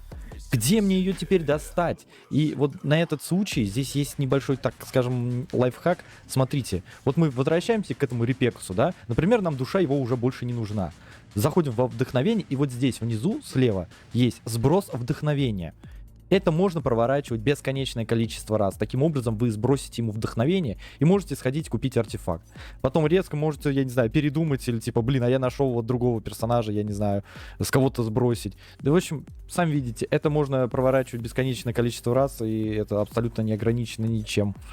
Поэтому имейте в виду, если вы кого-то вдохновили, это не потерь. Вы в любой момент сможете это вернуть обратно. Но, если вы купите артефакт, тогда уже обменять обратно на душу героя будет невозможно. Это уже все, это уже конец. Если что-то непонятно, вот видите, давайте уберу, если что-то непонятно, надо вебку вырубать. Вот здесь вот, короче, есть такая штука со звездочкой. Нажимаете ее, и здесь вот дают оценку. Почему-то оценка очень низкая, можете даже кристаллики получить. Я поставлю be like, напишу. Че, короткий? I love you. Вот, все, мы написали, еще кристаллики получили. Можете хоть каждому герою это сделать, кучу кристаллов залутаете и так далее. Вот здесь состав, это рекомендуемый. Вполне нормальный, но здесь, честно, я бы сильно не пытался бы что-то такое сделать, правда. Ну, похожие герои, то есть если нету Лильванис, вот тебе показывают, короче, вот, пожалуйста, здесь есть Садок. Официальное прохождение. Да? Интересные, конечно, вещи тут советуют. Но не советуют самые нужные, но советуют вот эти вот артефакты. Да, совет хороший по поводу артефактов. Вот здесь я бы сказал, вот где пригодится, вот атака, шанс крита, крит урон. Это какие рекомендованные? Вот здесь вот, да. Вот здесь вот какие-то рекомендованные характеристики, здесь бы я бы стоил, ну, реально стоит обратить внимание. Вот комментарии игроков тоже можно почитать. Топ-топ-топ. Здесь сами лучше потыкать, это линковать героя, это история, получается, героя, можете почитать, если интересно. Здесь просто рассмотреть героя поближе, лупа за, ну, вы поняли. Это кнопка закрепить героя, если это так нужно. Ни разу не пользовался. Здесь шмотки одеваем. И по поводу вот этого всего, это сейчас прям долго буду объяснять. Смотрите, давайте просто скажу быстренько по характеристикам. Тут есть нюансы, поверьте, тут реально не все так понятно. Здесь получается белая характеристика и желтая характеристика, или зеленая характеристика. Честно, без разницы, как вы это назовете. Белая — это то, что у вас базовое. То есть вот здесь шанс крита не видно, 10%. Здесь крит урон 50%. Атака базовая 1500. Ну это, блин, ладно, и так понятно, все. Точность сопротивления, интервал атаки, ускорение навыков 0,00. Вот, что это за статы? ОЗ понятно. Защита. Я бы сказал так, чаще всего защита приоритетнее, чем ОЗ. Но если у вас будет перевешивать за 2000 защиты, там прибавка уже будет очень минимальной. То есть, если у вас какой-то обычный ДД, и у него будет где-то 1500 защиты, это хорошо. 2000 защиты, отлично. Но больше смысла особо не имеет, наверное. Дальше уже проще ОЗ разгонять. Здесь, скажем так, вы упретесь в кап. Примерно это 50-60% понижения урона. Нигде об этом не говорится. Вот, атака, ну, думаю, так понятно. Чем больше атаки, тем больше дамажат наши скиллы. Потому что наш скилл, вот, 300% от атаки и так далее. Вот, думаю, тут и так все понятно. Просвещенность. Она же мастерство, да, то есть вот здесь вот нажмем, например. Здесь видим мастерство. Да, что это за мастерство? Мастерство, как видите, вот здесь вот просвещенность, вот, 120, да, убрать. То есть мастерство и просвещенность — это один и тот же стат, просто разработчики решили до конца не допиливать свое обновление, и для нас это большое удивление. Какого хрена? В общем, на чем влияет? Есть персонажи, которые дамажат от мастерства. Я буду иногда говорить просвещенность, мне так проще на самом деле будет. Какие это персонажи? Во-первых, когда вы смотрите героев, описание, вот здесь вот, да, вы можете смотреть скиллы. Здесь вот есть такая штука, подробнее. Вот здесь вам меньше информации дают, а здесь больше, да? То есть показано, сколько урона и от чего зависит. Всегда ставьте подробнее, чтобы у вас всегда все было под рукой. Для новичков это самая нужная вещь. Если потыкаем, то мы здесь ничего такого не заметим, даже если вы все прочитаете. А вот здесь, на премце, здесь мы увидим такую штуку. Дополнительный урон. Специальный тип урона, на который влияет просвещенность, но который не может активировать критические попадания. Дополнительный урон, вы посмотрите, как у персонажа он наносится, как он делается. Вот, у премца это просто пассивка такая, да, когда появляется нежить, скажем так, союзная, она наносит урон дополнительный. От атаки зависит и от просвещенности. От того и от другого стата. Это вот такая у нее, например, механика. То есть ей просвещенность можно собирать. Я не буду говорить, как правильно ее собирать, я просто говорю, что можно. То есть я вот, например, соберу вот так, да, то есть мне понравилось, вот ей мастерство подойдет. Таким образом он будет расти. Вопрос, насколько он эффективен, да? Чтобы понять, насколько, заходим вот сюда. Видите восклицательный знак? Вот здесь я вот курсором вожу. Здесь есть вся нужная информация по тому, какие статы и что они дают. В данный момент нас интересует просвещенность. Влияет на размер дополнительного урона или напрямую становится коэффициентом некоторых навыков. Увеличивает дополнительный урон героя на 95,9%. Дополнительный урон, прибавка, бла-бла-бла, просвещение на удар не может быть критическим. Давайте, если вы думаете, что там всегда такая стата, давайте уберу, показываю. Бац, 35,9. Откуда? Потому что у нас 72 где-то есть. Вот, это просвещенность. И не только это боевые. На саппортах тоже можно встретить такие вещи. Например, вот здесь она дает щиты, которые зависят от ХП целей или от твоей просвещенности. Скажу так, что чаще всего на саппортах выгодно прокачивать просвещенность. Но не думайте, если вы, допустим, прокачали просвещенность, да, что это типа как-то вот здесь, типа, блин, будет, короче, мне побольше, вот наш, на целых 138% щиты крупнее будут. Нет, если здесь указано в скиллах, да, то что у нее идет прибавка именно вот как раз-таки от просвещенности. То есть у вас, допустим, 100 просвещенности, то это даст примерно 2900 щитов. Да, это примерно так. Ну, условно, да, я условно говорю. Это работает примерно по такой схеме. То есть просвещенность просто дает прибавку именно вот к скиллам. Вот. Чаще всего у саппортов либо это хил, либо это щиты. у некоторых, кстати, вещей, довольно-таки неочевидных, давайте я вам покажу, чтобы было понятно вообще. Самый яркий пример — это яды. Давайте вот смотрим. Берем нашего Дуранга. Во-первых, снимаем все говно, что у него есть. Оно нам сейчас не надо для теста. Я вам покажу просто кое-что, что, возможно, вы точно не знали, в особенности, если вы новичок. Берем вот эту тушку, у меня заранее заготовлена. Она мне не дает никакой атаки, абсолютно. Это важно мне сейчас для теста. Сейчас покажу зачем. Смотрите, здесь есть яды. Они наносят урон от ОЗ цели и дополнительный урон ядом. Запускаю. Все. Видите, яд висит. И смотрим на зеленый тик. 900 было, верно? 1350 это зависимость от стаков. За 3 стака. 900. Это за 2 стака. 3150. Пока, наверное, особо непонятно, о чем я имею в виду, да? А теперь мы убираем просто. У нас атака та же самая, она не меняется. 562 за 2 стака, а было 900. 562. 3 стака, 843. Чувствуете, урон упал? Значит, просвещенность работает и на такие вещи, как вот яды. Это вот что не очевидно. Где еще это может пригодиться? Ну, например, дикость это очевидно, да, флора, она там пассивкой дамажит, ультой дамажит, конечно же. Заморозка, дополнительный урон. Это очень не... Есть, короче, такой герой, как Хвитар. У меня ее нету, но она может дополнительным уроном наносить, но это не надо, честно. Хвитар в просвещенность, наверное, это большая ошибка. Неустрашимость. Вот, например, один из ярких примеров. Он дамажит, скажем так, своей пассивкой именно от просвещенности. Здесь вот может пригодиться. В сборе нету такой темы. В призыве, как я уже говорил, это премца. В яде все практически дамажат от просвещенности. То есть вот это от просвещенности дамажит, вот это от просвещенности, вот это от просвещенности. Латер, если у вас будет эксклюзивка, тоже от просвещенности. Кто не дамажит? Ну, нет, он дамажит. Вот он не дамажит. Вот он вообще не дамажит от просвета. Это имеется в виду, что имеет смысл, но полноценно не надо. То есть яды прям так сильно не наносят урон. Вот, к слову, кстати, что вот если вы задумались, что за квадратики такие, это таланты. Мы к ним еще придем. Так, давайте дальше. Смотрите, мы вроде бы разобрали, просвещенность на некоторые механики героев работает, да? И что еще за характеристики? Шанс крита, крит урон. Ну, тут все понятно, шанс крита влияет и на простую атаку, и на скиллы. Это если есть у кого-то такие вопросы. На хилы он не работает, на хил способности нет, только на урон. Шанс крита 200 до 90% хотя бы будет нормально. 100% это уже, конечно, отлично. Выше излишки, нет смысла. Крит урон 50% это и так понятно. Нанесли 1000 урона, если 50%, значит 1500 урона. Тут все понятно. Это самый лобовой и простой смысл. Точность и сопротивление — это две взаимосвязанные вещи.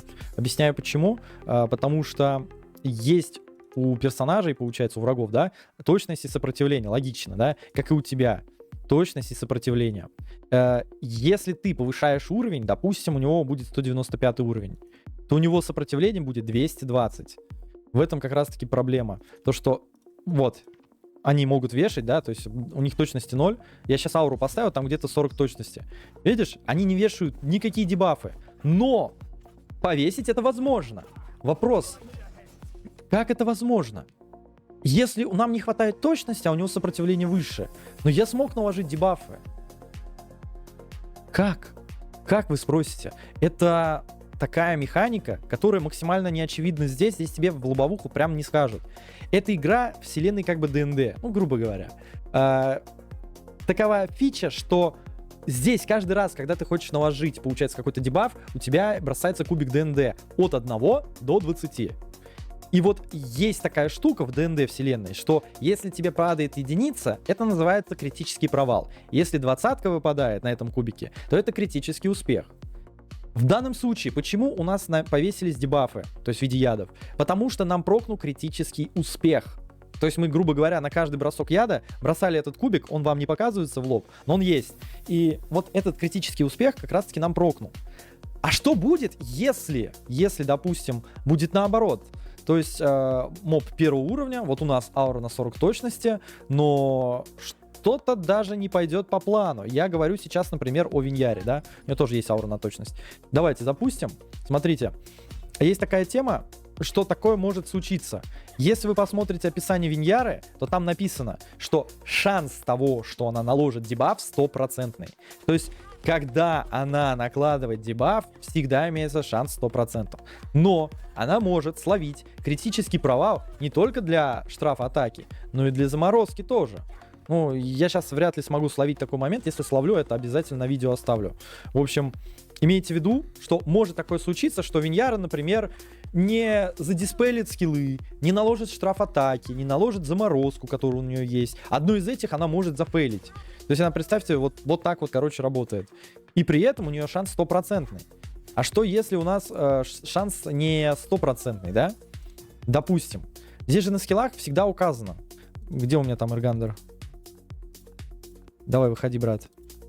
Ух, долгий гайд, конечно, получается. Вот Эргандер. У него есть пассивка. При получении урона шансом в 20% накладывает на нападающего ослабление штраф атаки 2. Здесь еще 10 и еще 10. Всего в сумме 40. В таком случае шанс наложения дебафа составляет 40%. Это если тебя бьют. Но шанс получается через точность, это в моем случае 96%. Никогда выше вы не сможете. Ну, 95, 96, ну, примерно так. То есть критический провал возможен. Если я дам овер до хера точности, вот давайте, вот допустим, мы даем гига много точности. Вот я такой псих, я вот решил так сделать. Это ли мне поможет? Думаете, вау, у меня так много точности, а у врага вообще нет сопротивления? Нет, это вам не поможет. Это абсолютно неправильно. Так делать нельзя. Если у вас написано, например, на боссе рекомендуемая точность. Давайте покажу лучше где, а то вы будете спрашивать. Например, вы составляете какой-то пак, да? Ставите ему время навыков, сведения о боссе, и там можно, например, глянуть. Или пойти на какого-нибудь босса вот так вот в лобовуху и чисто с ним поговорить. Например, вот я хочу на жабу пойти, да? И я смотрю, например, ох ты, блин, какой жирный, 300-й, да? Вот здесь написано 280 точности, 280 сопротивлений. Если вы думаете, так мне нужно просто 280 точности, все в порядке. Нет, ни хрена. Вам нужно 3 сотни точности. Это вот здесь смотрите, показать больше. То есть смотрите характеристики в бою вот через босса, чтобы понять, сколько вам нужно параметров. Если ваша точность будет 301, это вам ничего не даст. Я имею в виду то, что вот эта единичка, она просто в пустоте, она ничего не дает, абсолютно. Если у вас будет, не знаю, 500 точности, тогда у вас параметр 200 просто в никуда улетает. Это излишки, вам это не надо. Рекомендуемое сопротивление 300, ну вот здесь вот тоже, кстати, вот я бы поспорил. По-моему, чуть больше можно дать. С отрывом в 50, 60, там, вот примерно с таким. Еще как-то да, а так в основном то вот нет. И таким образом, вот я составлял, например, себе команду сюда, да, давайте вот загрузим. Вот через них, чтобы понять, как это работает. Вот Виньяра 294 точности. То есть у нее есть излишки. Почему? Потому что вот связь стихий, пожалуйста, точность плюс 50. Помним, да? Плюс 50 точности. То есть у нее излишек не столько, сколько вы думаете. У нее излишек получается составление где-то, ну, почти 50, потому что у нее есть еще вот эта тема со связью. Она чуть больше получает точности. Ну, там немного.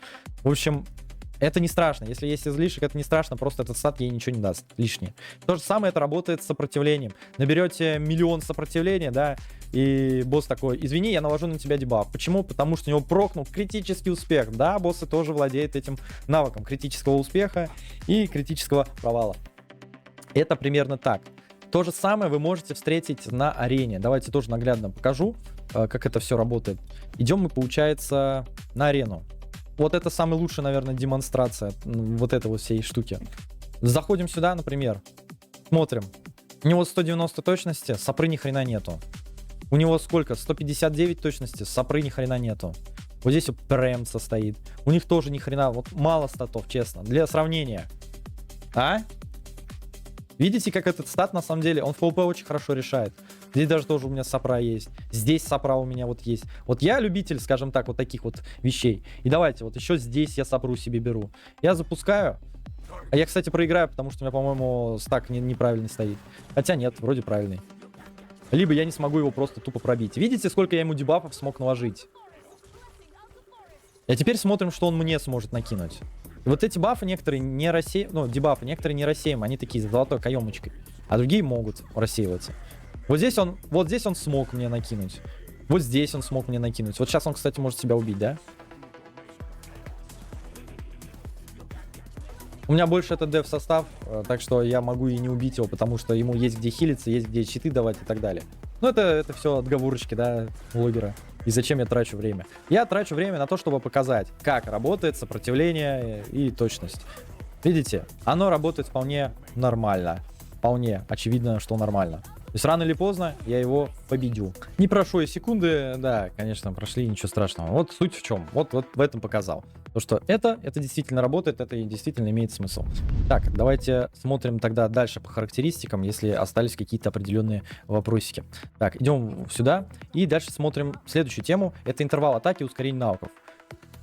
Ладно, давайте, если коротко сказать, вот здесь тоже можно посмотреть интервал атаки. Все-таки здесь скорость атаки, понять, сколько это все дает. Ускорение навыков то же самое. Например, 2% откуда? То есть вот эти 12%, ну, 12 к навыкам, они дают мне вот в данный момент это где-то вот так. Имейте в виду, на всякий случай, смотрите, вот у вас есть часы, да, вот вы надеваете и такие, а где мое ускорение навыков? Здесь же обещали ускорение навыков, а вот где оно? Вот где оно? А почему нету? А почему нету? И здесь нету. Как так? Как так? Они есть, только они для вас незримые. Они типа активируются во время боя, да, то есть вот именно это так, не заранее, а во время боя. Вот логика такая. Просили исправить, нет, не исправят они, нет. Вот просто не делают этого. И для ускорения навыков прямо отдельная таблица есть. Если не забуду, я укажу ее в комментариях где-нибудь, да, например, или в описании. Примерно. Там не на все тайминги есть. Например, нету на героев заморозки или сбора, там, где 18 секунд. Но в целом для 20 секунд, там, 24 и, по-моему, на Ти тоже есть какие-то тайминги. Я это все делал вручную, сам считал, сам все делал. Вот, она достаточно точная и довольно-таки хорошая. Вот, если есть возможность ее дополнить, то, пожалуйста, пишите мне, я как-нибудь дополню или проверю, если есть такая возможность. Думаю, тут все понятно с ускорением навыков, короче. Если коротко, смотрите, это просто важные вещи, запомните.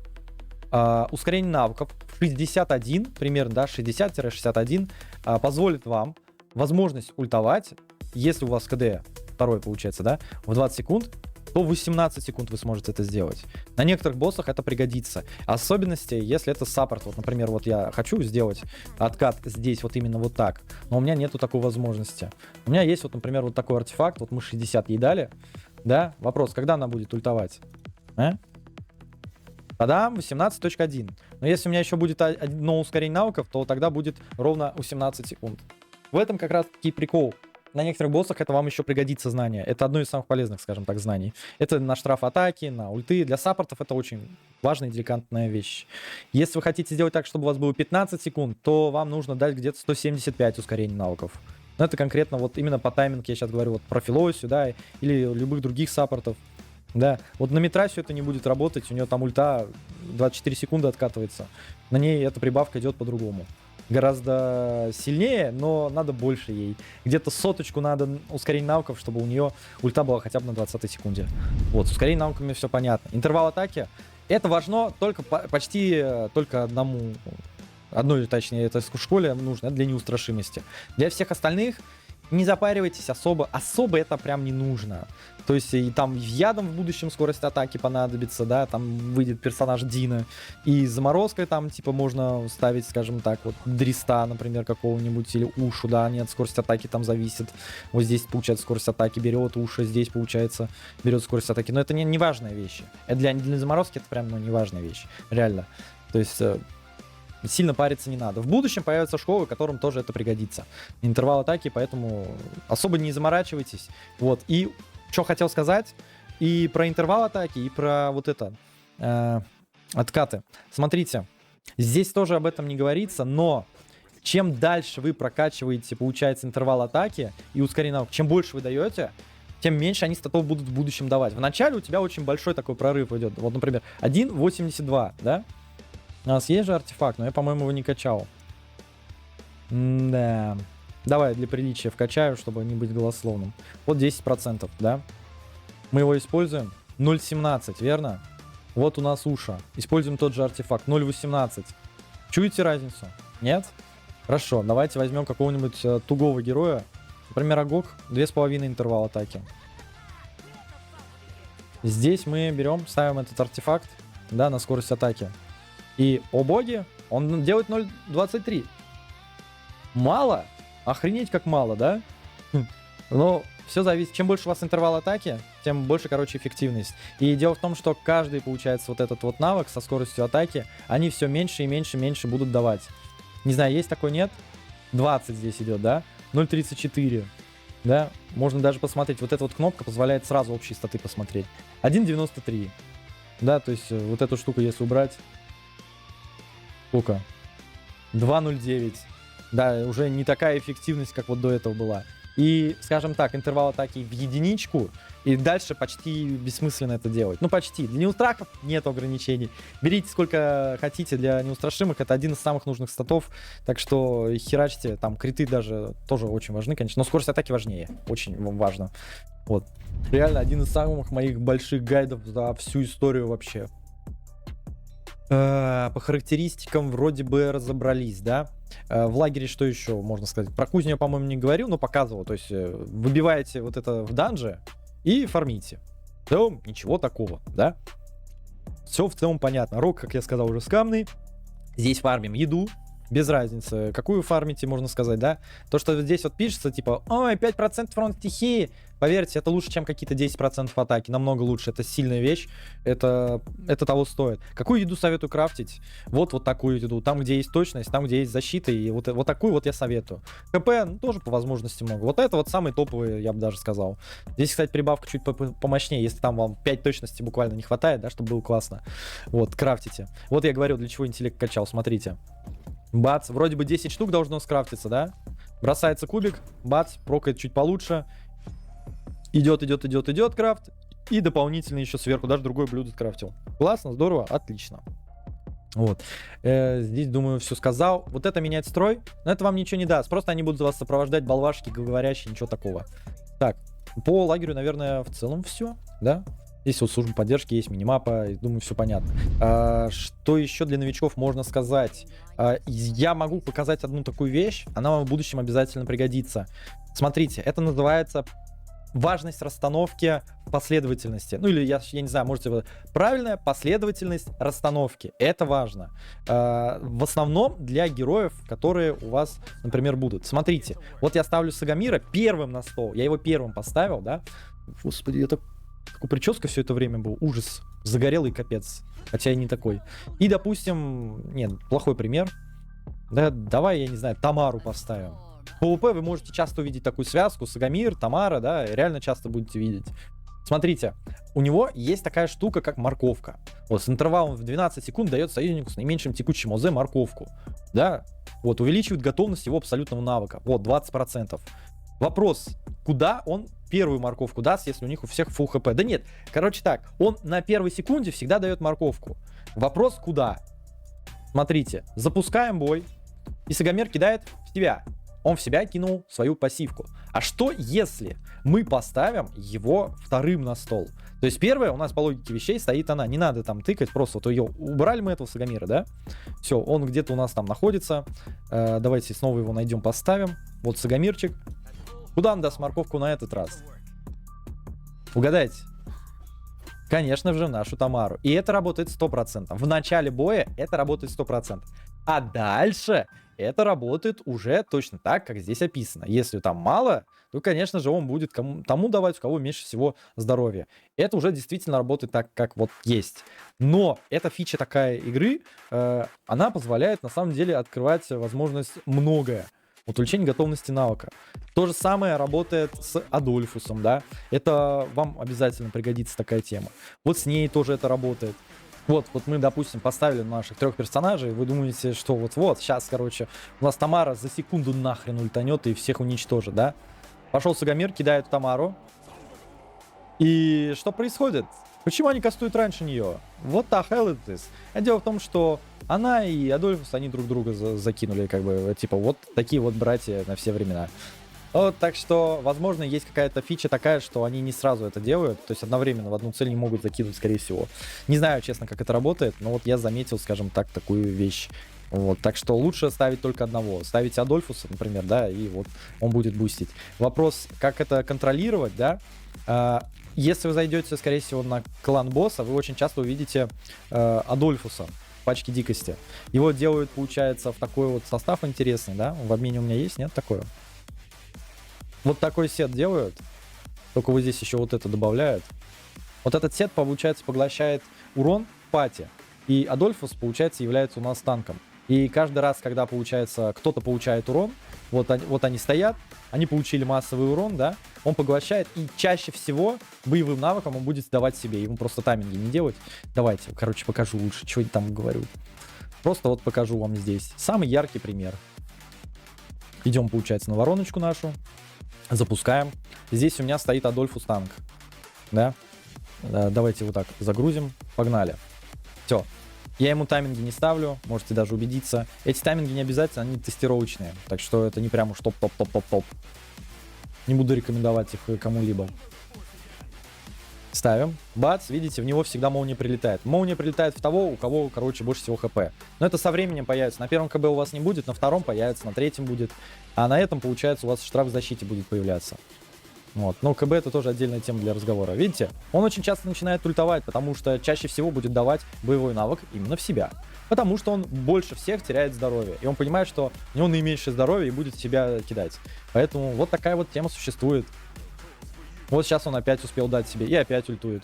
Здорово. Вот такая тема интересная есть. Забыл, наверное, про самую важную вещь вот рассказать, да, ребят. Когда вот жмете вот этот намечек щитом, вот тут имеется у нас все места, где мы можем что-то вот тратить, да. Здесь КБ наверху, разумеется, и так понятно, клан-босс. Излучина фей, это башни. То есть я их полностью прошел, здорово, классно. Лабиринт диковинок — это типа вторая башня, но с какими-то условиями. Вот, возможно, ставить только омертвление и так далее. Там везде всякие вот есть такие вещи.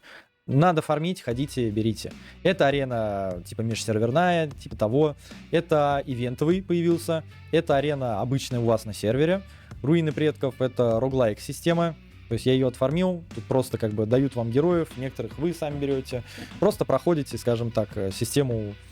Вот это. Просто, короче, зайдите, посмотрите. Там много, бесконечно можно ходить и сколько угодно. Исследование области здесь показано, где вы, например, пропустили сундучочки, да, в каких-то вот местах, вот именно вот где вот открывается путь на какой-то день, да, вот там.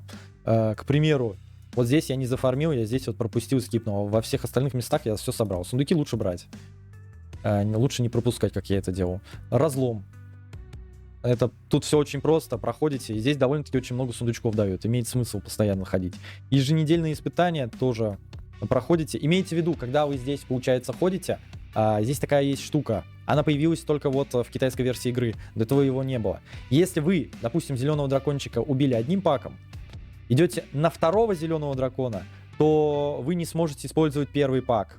Да, в этом как раз-таки большая проблема. К примеру, вот здесь я отходил и потратил героев сборы и неустрашимых. Что будет, если я пойду вот сюда и попытаюсь поставить неустрашимых? Могу ли я это сделать? А? Могу сделать. Но вот когда я пройду неустрашимыми, тогда я не смогу их поставить на следующий заход. Имейте в виду. Ну, 2 состава везде как бы пройдет, если 2 состава у вас имеется.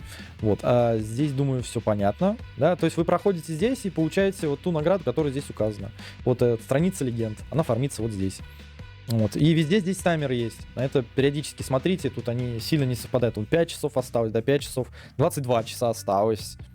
3 дня и 22 часа. 4 дня и 5 часов. Очень много вот таких таймеров. Вот. А здесь, получается, фармим золото логовых гоблинов. Не знал, что здесь прям золото фармится, но я бы не сказал.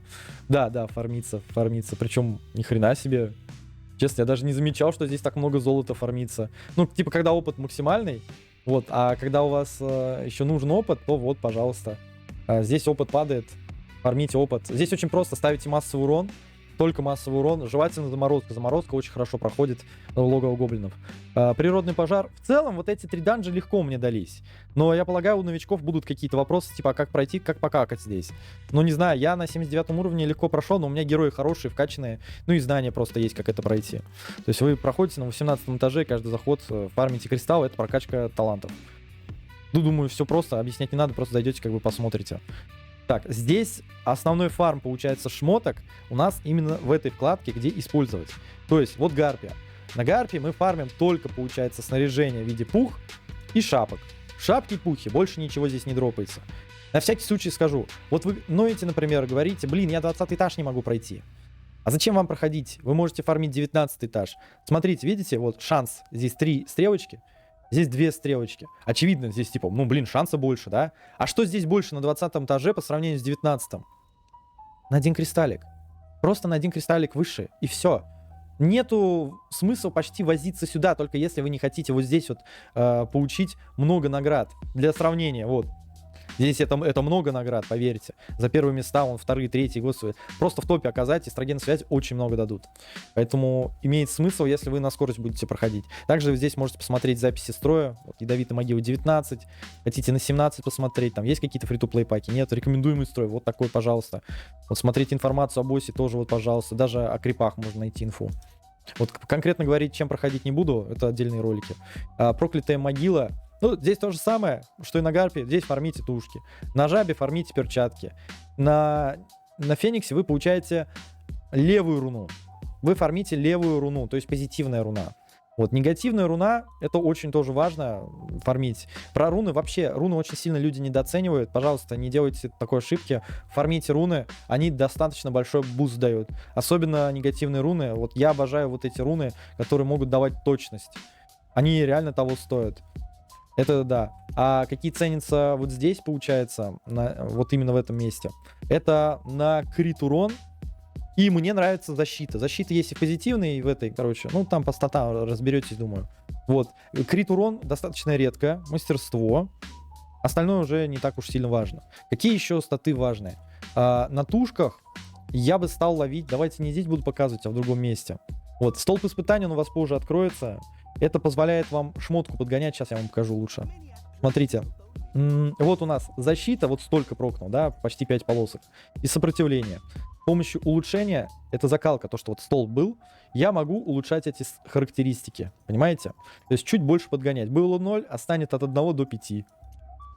Понятно? Вот. Есть еще такая тема, но я сейчас чуть попозже до нее доберусь. Это вот здесь совершенство. Да, вот совершенство стихий. Это позже разберемся. Давайте просто скажу коротко. Что здесь вот на тушке искать? Если у вас обычный ДД-герой, например, вот как Каспар, да, это типичный герой ДД, у которого нужна атака, шанс крита, крит урон. Вот мы просто должны вот таких героев делать именно вот в такой вот дамаг урона. Они раскрываются через криты. То есть здесь единственная тушка. Вам не надо плоску. Забудьте вообще про плоские статы. Лучше реально забыть. На низких уровнях плоские статы играют. Но после 79 уровня это забудьте вообще. Там нужен процент атаки. Если вам тушка выпала процент атаки, это потрясающе здорово. Смотрите, то есть вот эта тушка является приемлемой. Это даже отличная, я бы даже сказал, тушка, когда у вас есть. Она вам по гаранту, по-моему, всем упадет. Вроде бы да, вроде бы нет. Вроде бы да. В общем, здесь только такая тушка ценится именно для типичного ДД дамагера. Никаких других статов вам не надо вообще.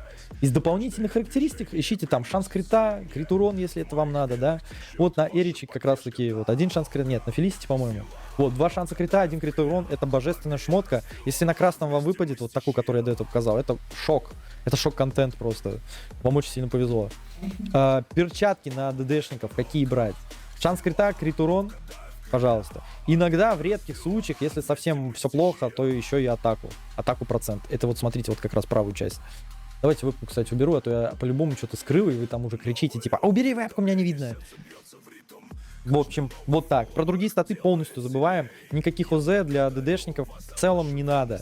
Это только если вы опытный пользователь, тогда можно это использовать. И то только процентное. Про плоские не смотрим вообще, напоминаю. На низком уровне только атака плоская может пригодиться. Вот. То есть это самые важные статы для перчаток именно для ДД. Да? Если у нас, допустим, какой-то... нет, давайте для ДД просто до конца разберем. Смотрите, шапку. Шапки, они всегда УЗ вверх. Любую тыкни, у них всегда УЗ вверх. Всегда. Обязательно именно так. И что нам здесь лучше ловить? Пользуемся всегда фильтром. Не пытаемся как-то вот так кликать. Вот здесь, так. Ищем нужные статы именно здесь. Заблудитесь, потеряетесь, заблудитесь, упадете. Так, вот смотрите, например. Вот вроде бы здорово, крит урон, шанс крита. Увы, эта шмотка ужасная на моего ДД.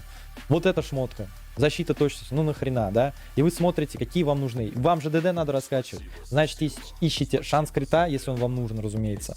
И крит урон. Есть у меня такая шапка. Вот, отличная шапка. Жалко не крит урон, жалко атака процент, но тоже неплохо. Это отличная шмотка, это великолепная, я бы даже сказал. Вот это класс. Вот такие шмотки для ДД очень желательны. Только, конечно, мифические именно вот из такие вот. Это тогда да. Вот тоже хорошая шмотка, 2 прока в крит урон. Не часто такие вещи падают. Вот тоже хорошая шмотка, да. Тоже ни хрена себе на самом деле. Вот такие вещи, если вам падают, это будет просто очень замечательно. Затем с шапками все то же самое, с этим то же самое. Все дополнительные вещи именно ищем на криты. Это же ДД.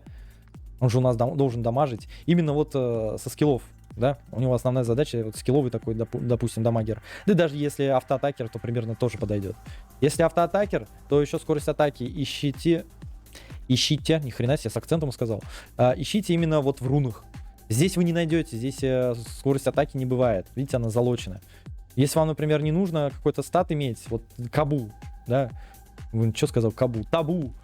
Господи, я записываю этот гайд уже больше 2 часов. Извините, я немного башка едет. Так, думаю, здесь в целом на самом деле все понятно. Для ДД ищем просто криты и атаку. Атака второстепенная, главное криты. Чем больше критов, тем лучше. Вот у меня такой Каспарчик получился. Не скажу, что хороший прям совсем, но здорово тоже иметь такого. В крайнем редком случае, если вам где-то нужна выживаемость, берете защиту лучше. КП не всегда актуально, но вот защита актуальна, конечно, всегда. Вот здесь я не скажу, что лучше, у него и так просто защита параметр довольно-таки высокий, так что имейте в виду. По артефактам тоже не скажу, какой вот лучше, все-таки зависит от того, какой у вас персонаж. Вот у меня Каспар, он у меня критовик, вот будет так. Фелисити, например, она у меня разлом. Что такое разлом? Я уже, по-моему, говорил. Штраф в защите — один из самых важных дебафов в игре. Имейте в виду. Вот она мне кидает как раз-таки дебаф. И самое главное, давайте останки ведьмы тому, кто имеет большое количество атак. Например, если мы его дадим Виньяре, то шанс, получается, наложить у нас является 60%. Если вы можете наносить, допустим, 3 удара, то в первый раз шанс, вы, например, просрали в 60%, у вас снова работает шанс в 60%. Если во второй раз просрали, в третий вам, наверное, повезет гораздо больше. Поэтому имеет смысл ставить останки ведьмы именно тем героям, кто совершает большое количество атак. Желательно минимум 3. 2 это тоже мало. Но 2 это редко такие бывают герои, конечно. Чаще всего их как раз таки 3. В общем, минимум 3. У нас Фелисити очень много атак совершает, да, 5 выстрелов это очень много, поэтому штраф защиты висит всегда. В общем, имейте в виду. И чтобы этот дебаф наложить, вам нужна точность. Про точность я уже рассказывал уже до этого. Так, что касательно просвещенности и мастерства. Герои есть определенные, как я и говорил, на просвещенность. Вот мы просто ищем все то же самое, как вот атакеру, да, только мы не даем криты. Мы максимум таким героям атаку и просвещенность. Вот это хороший пример. Да, у меня есть паразитирующие статы, например, типа крит урон, шанс крита, защита, ОЗ, да, вот этот паразит, это статы есть. Это, конечно, плохо. То есть вот у меня тушка дает мастерство, вот все эти статы ей нахрен не нужны. Мне только нужна атака и просвещенность. Все. Другие статы никогда не смотрите. Если вы думаете, что дадите шанс крита, поверьте, вы вообще ничего не получите практически. Ни точность, ни соправом, ничего не надо, ни интервал атаки. Это бесполезно. Вот конкретно вот на ней это точно. Здесь надо вопрос, что лучше, просвещенность или атака? Как правило, чаще всего это просвещенность лучше. Если я поставлю, например, атаку процент, да, вот возьму у него, отберу, скажу, дай сюда. Даже если у меня будет где-нибудь прок, да, вот в тушке на мастерство, допустим, вот я сейчас заточу, есть 1 прок. Вы думаете, блин, ну с 1 проком тогда лучше будет. Нет, ни хрена. Не всегда так это работает. Чаще всего именно мастерство будет лучше. Чаще всего, но не на всех героев. Фух, так, теперь перейдем. Это вроде 2 вида ДД мы сейчас рассмотрели. Те, которые через криты, и те, которые через просвещенность. Давайте посмотрим танков. Как одевать примерно танков. Если по бюджетным статам получается, да, вот это идеальный сет для того, кто бьет просвещенностью. Идеальный сет, вот этот тоже очень хороший, имейте в виду. Лучше почитайте, честно, я сейчас долго буду говорить по каждому сету. Реально с ума сойду, извините, я не потяну такой длинный гайд, слишком уж. Смотрим дальше, что еще можно сказать. Давайте по вот этим, получается, героям. Вот, допустим, Репекас. Допустим, мы его хотим сделать в танка. Да, что мы ему, короче, будем давать? Мы ему будем давать приоритетно, желательно, защиту. Защита для танков — это один из самых нужных параметров. 3000 защиты, 4000 защиты, все это здорово. Но у каждого танка есть какое-то своеобразие. Например, Если мы берем Репекаса, то вроде бы мы можем лечиться от того, сколько там противник лечится, верно? И также мы можем, получается, вот, от атаки и защиты дамажить. Нужно нам это, нет? Ну, допустим, это нужно, допустим. Вот, и здесь то же самое, от защиты. В таком случае, если я хочу сделать из него дамагера, мне нужно давать и атаку, и защиту. Да, и то, и другое мне будет как бы давать. Но что если я полноценный танк, вот, ну, не дебил, как этот Репекас, то вот здесь вот у меня есть Беренгар. Охрененный герой, правда, всем рекомендую. Чем больше у него, кстати, хп, тем больше у него будет хил. Тем больше у него само хп разгоняется. Это классный герой. Дальше смотрим. Здесь вот атаки наносят урон умертвлением. Ну, такое. А дальше, короче, смотрите. Наносит урон от своего ОЗ. То есть нам что? Нам, получается, выгодно Беренгара делать в здоровье. То есть давайте вот чисто посмотрим, сколько у него хп. Допустим, мы ставим вот этот. Это не так уж и много, честно. Вот то, что вы видите, это реально не так уж и много. 133 тысячи, это еще чуть-чуть. Видите, у меня здесь защита, здесь ОЗ, здесь ОЗ, а здесь вообще точность. Давайте просто... Хотите посмотреть, наверное, сколько будет, если максимальное здоровье разогнать, да? Если вы думаете, что ух, ни хрена себе, я фулл здоровья сделал, и вы классный Беренгар в этом мире, нет. Это не так работает. А, у меня нету. Ну ладно. Думаю, и так тогда сойдет. 160 тысяч здоровья, 2730. Поверьте, даже такое очень легко пробить в каком-нибудь ПВП. То есть вот, да, у него 160 тысяч здоровья, и его скиллы будут очень сильно и хорошо синергироваться в таком случае. Беренгару в качестве исключения можно. Доходим до саппорта. Вопросики. Что им качать приоритетно? Вот мастерство, конечно, хорошо. Можно конкретно для Агока это еще и атаку. Почему? Потому что смотрим, как я говорил, описание, здесь написано. Восстанавливает им 150% от своей атаки или от просвещенности. При попадании во врагов наносит урон и еще накладывает дебаф. То есть можно еще и точность накинуть. В зависимости от того, какой у вас саппорт. Вот у меня Филосия. Она умеет накладывать щиты и бафы. Какие статы ей нужны? Ей нужна только просвещенность. Все остальное просто на жир даете и все. Ей не нужна точность, чтобы бафы дать. Это не надо. Сопротивление не надо. Ускорение навыков желательно, например, если это вам и нужно, да. Это, конечно, здорово было бы. То есть в идеале тут много билдов можно составить. Можете хоть, я не знаю, вот дать вот такой сет, как я говорил, да. Можете хоть вот такой вот сет собрать предков. Это не столько как важно. Все зависит от того, какой у вас билд и какая цель, и кого будете бить. Сложно сказать, кого вот именно надо собирать. Здесь то же самое. Вы можете Агока сделать танком, а можете сделать бафером. Вы можете лучше хилить. Вы можете станить. Ну, вариантов билда на самом деле достаточно много. Нельзя сказать конкретно точно, какой персонаж в каком билде будет лучше всего. Это сложновато. Для ДДшников там проще, да, там еще можно, а для саппортов никогда нет. Вот, и поэтому, вот что я сказал, то есть здесь можно так, а вот этого саппорта можно еще и в точность как бы качать, в зависимости от того, что хотите. Вот, Иргандер, он у нас тоже от ХП зависит, но лично я рекомендую одну, например, тушку на ХП или защиту, а вторую поставить тоже на ХП или защиту, чтобы они разные были. Тогда прибавка будет достаточно классной. Вот, по выживаемости именно. Ну, это я просто свое наблюдение как бы закидываю. Может и full хп сделать, но мне кажется, он у вас будет все равно падать. Это если он у вас есть. Буду листать, ну, я, наверное, сейчас ничего не придумаю, такого особенного. Вот танк, например, который зависит от просвещенности. Он и хилит, и просвещенность. Есть еще знаменитый герой Гариус. Это просто легенда. Он просто что-то с чем-то. Один из самых лучших танков в игре. Давайте. Это бюджетный герой, разумеется. Поэтому я хочу вам показать его. Вот. Он умеет хилить, да, здорово. Но когда у вас есть, получается, вот этот посох, Гариус становится очень страшным и опасным дядей. Его щиты становятся просто божественные. Да, он свой хил конвертирует в щиты. И это один из самых сильных хилов в игре, скажем так, становится. Да, он ультой типа хилит, ну, вроде бы, да, что-то там от защиты. А если у вас можно такое сделать, что вы 10 тысяч защиты разгоните, то есть 50 тысяч лечения, 50 тысяч щитов, как вам такое?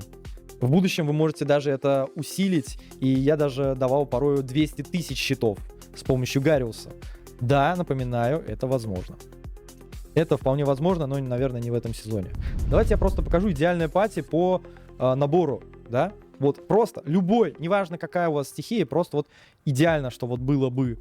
Вот, Флора, это дамагер. Она дамажит через просвещенность, да? Вот, все. Идеальный пример того, как вот, например, у вас есть. С неустрашимыми там то же самое, короче, это работает. Вот, собрали, здорово, классно, понятно. Затем у меня следующим дамагером идет Каспар.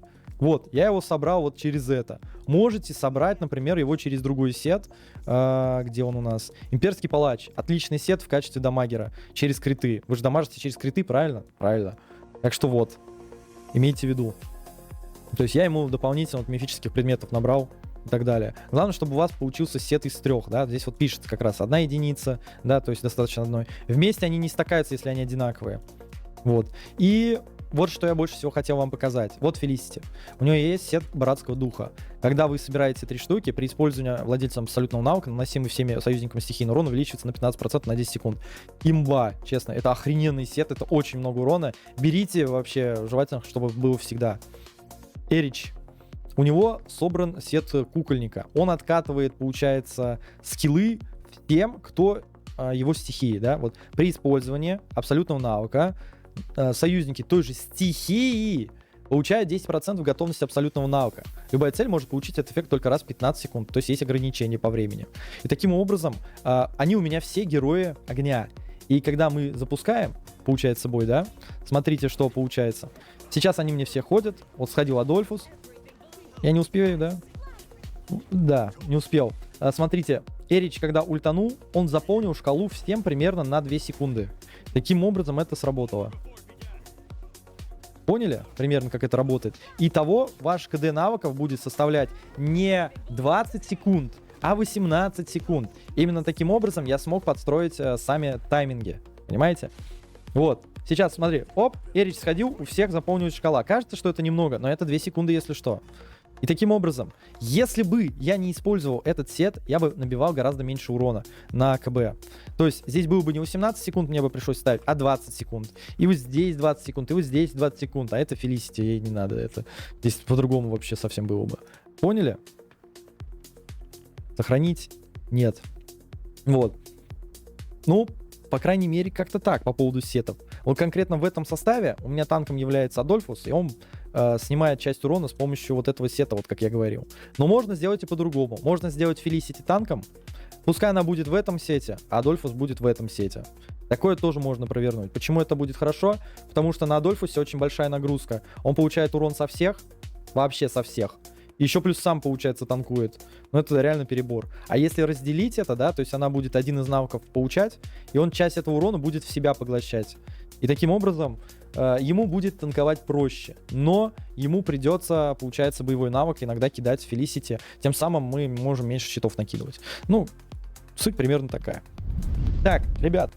На этом, наверное, гайд буду заканчивать. Я понимаю, что вопросов еще осталось до хрена, честно.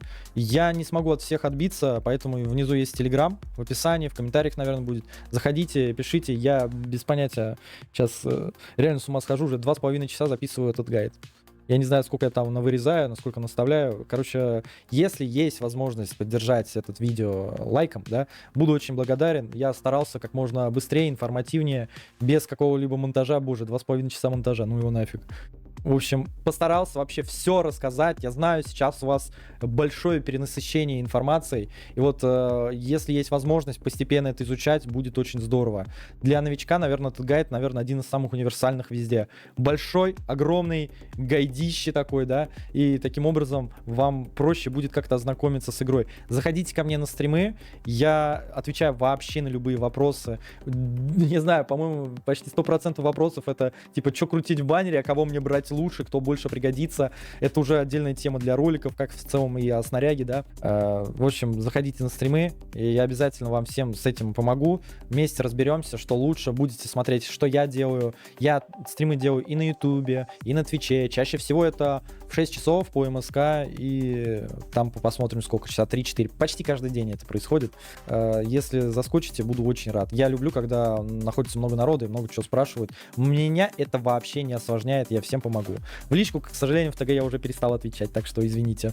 Слишком это время затратно. На стриме еще нормально, на стриме я не против ответить. Буду очень рад подписке, я очень старался, сами видите, как долго я все это растянул. Этого времени очень, на самом деле, много моего ушло. Посмотрим, как это получится на выходе. Надеюсь, ролик понравился. Надеюсь, он для вас был информативным. Я уже не в первый раз говорю, по-моему, если есть возможность лайком поддержать, буду очень благодарен. Это продвинет видео в топы, да, и больше людей увидит его. Я наберу больше просмотров, и больше аудитории у меня станет, да, сами понимаете. В общем, если я вам помог, напишите в комментариях, блин, спасибо там, или, блин, ты дурак, ты, короче, все неправильно сказал, ты вообще ничего не шаришь. Какое-то, в общем, мнение можете написать в комментариях. Я буду рад их читать. Я отвечаю на все комментарии. Ладно, что-то слишком много в конце тоже затянул. Извините, что такой длинный ролик, но сами понимаете, вас и так никто особо не учит в эту игру, как играть. Сама игра даже вас толком не учит. Что-то приходится по наитию из других игр это находить и понимать. На этом все, пожалуй. До встречи в следующем ролике или на следующем стриме. Пока. Подписку нажми и лайк замути, и Асум будет всегда с тобой. Над видосом поржи, с мемов орни, взгляни на мир с другой стороны. Подписка и лайк, комментик любой, Асум ждет тебя.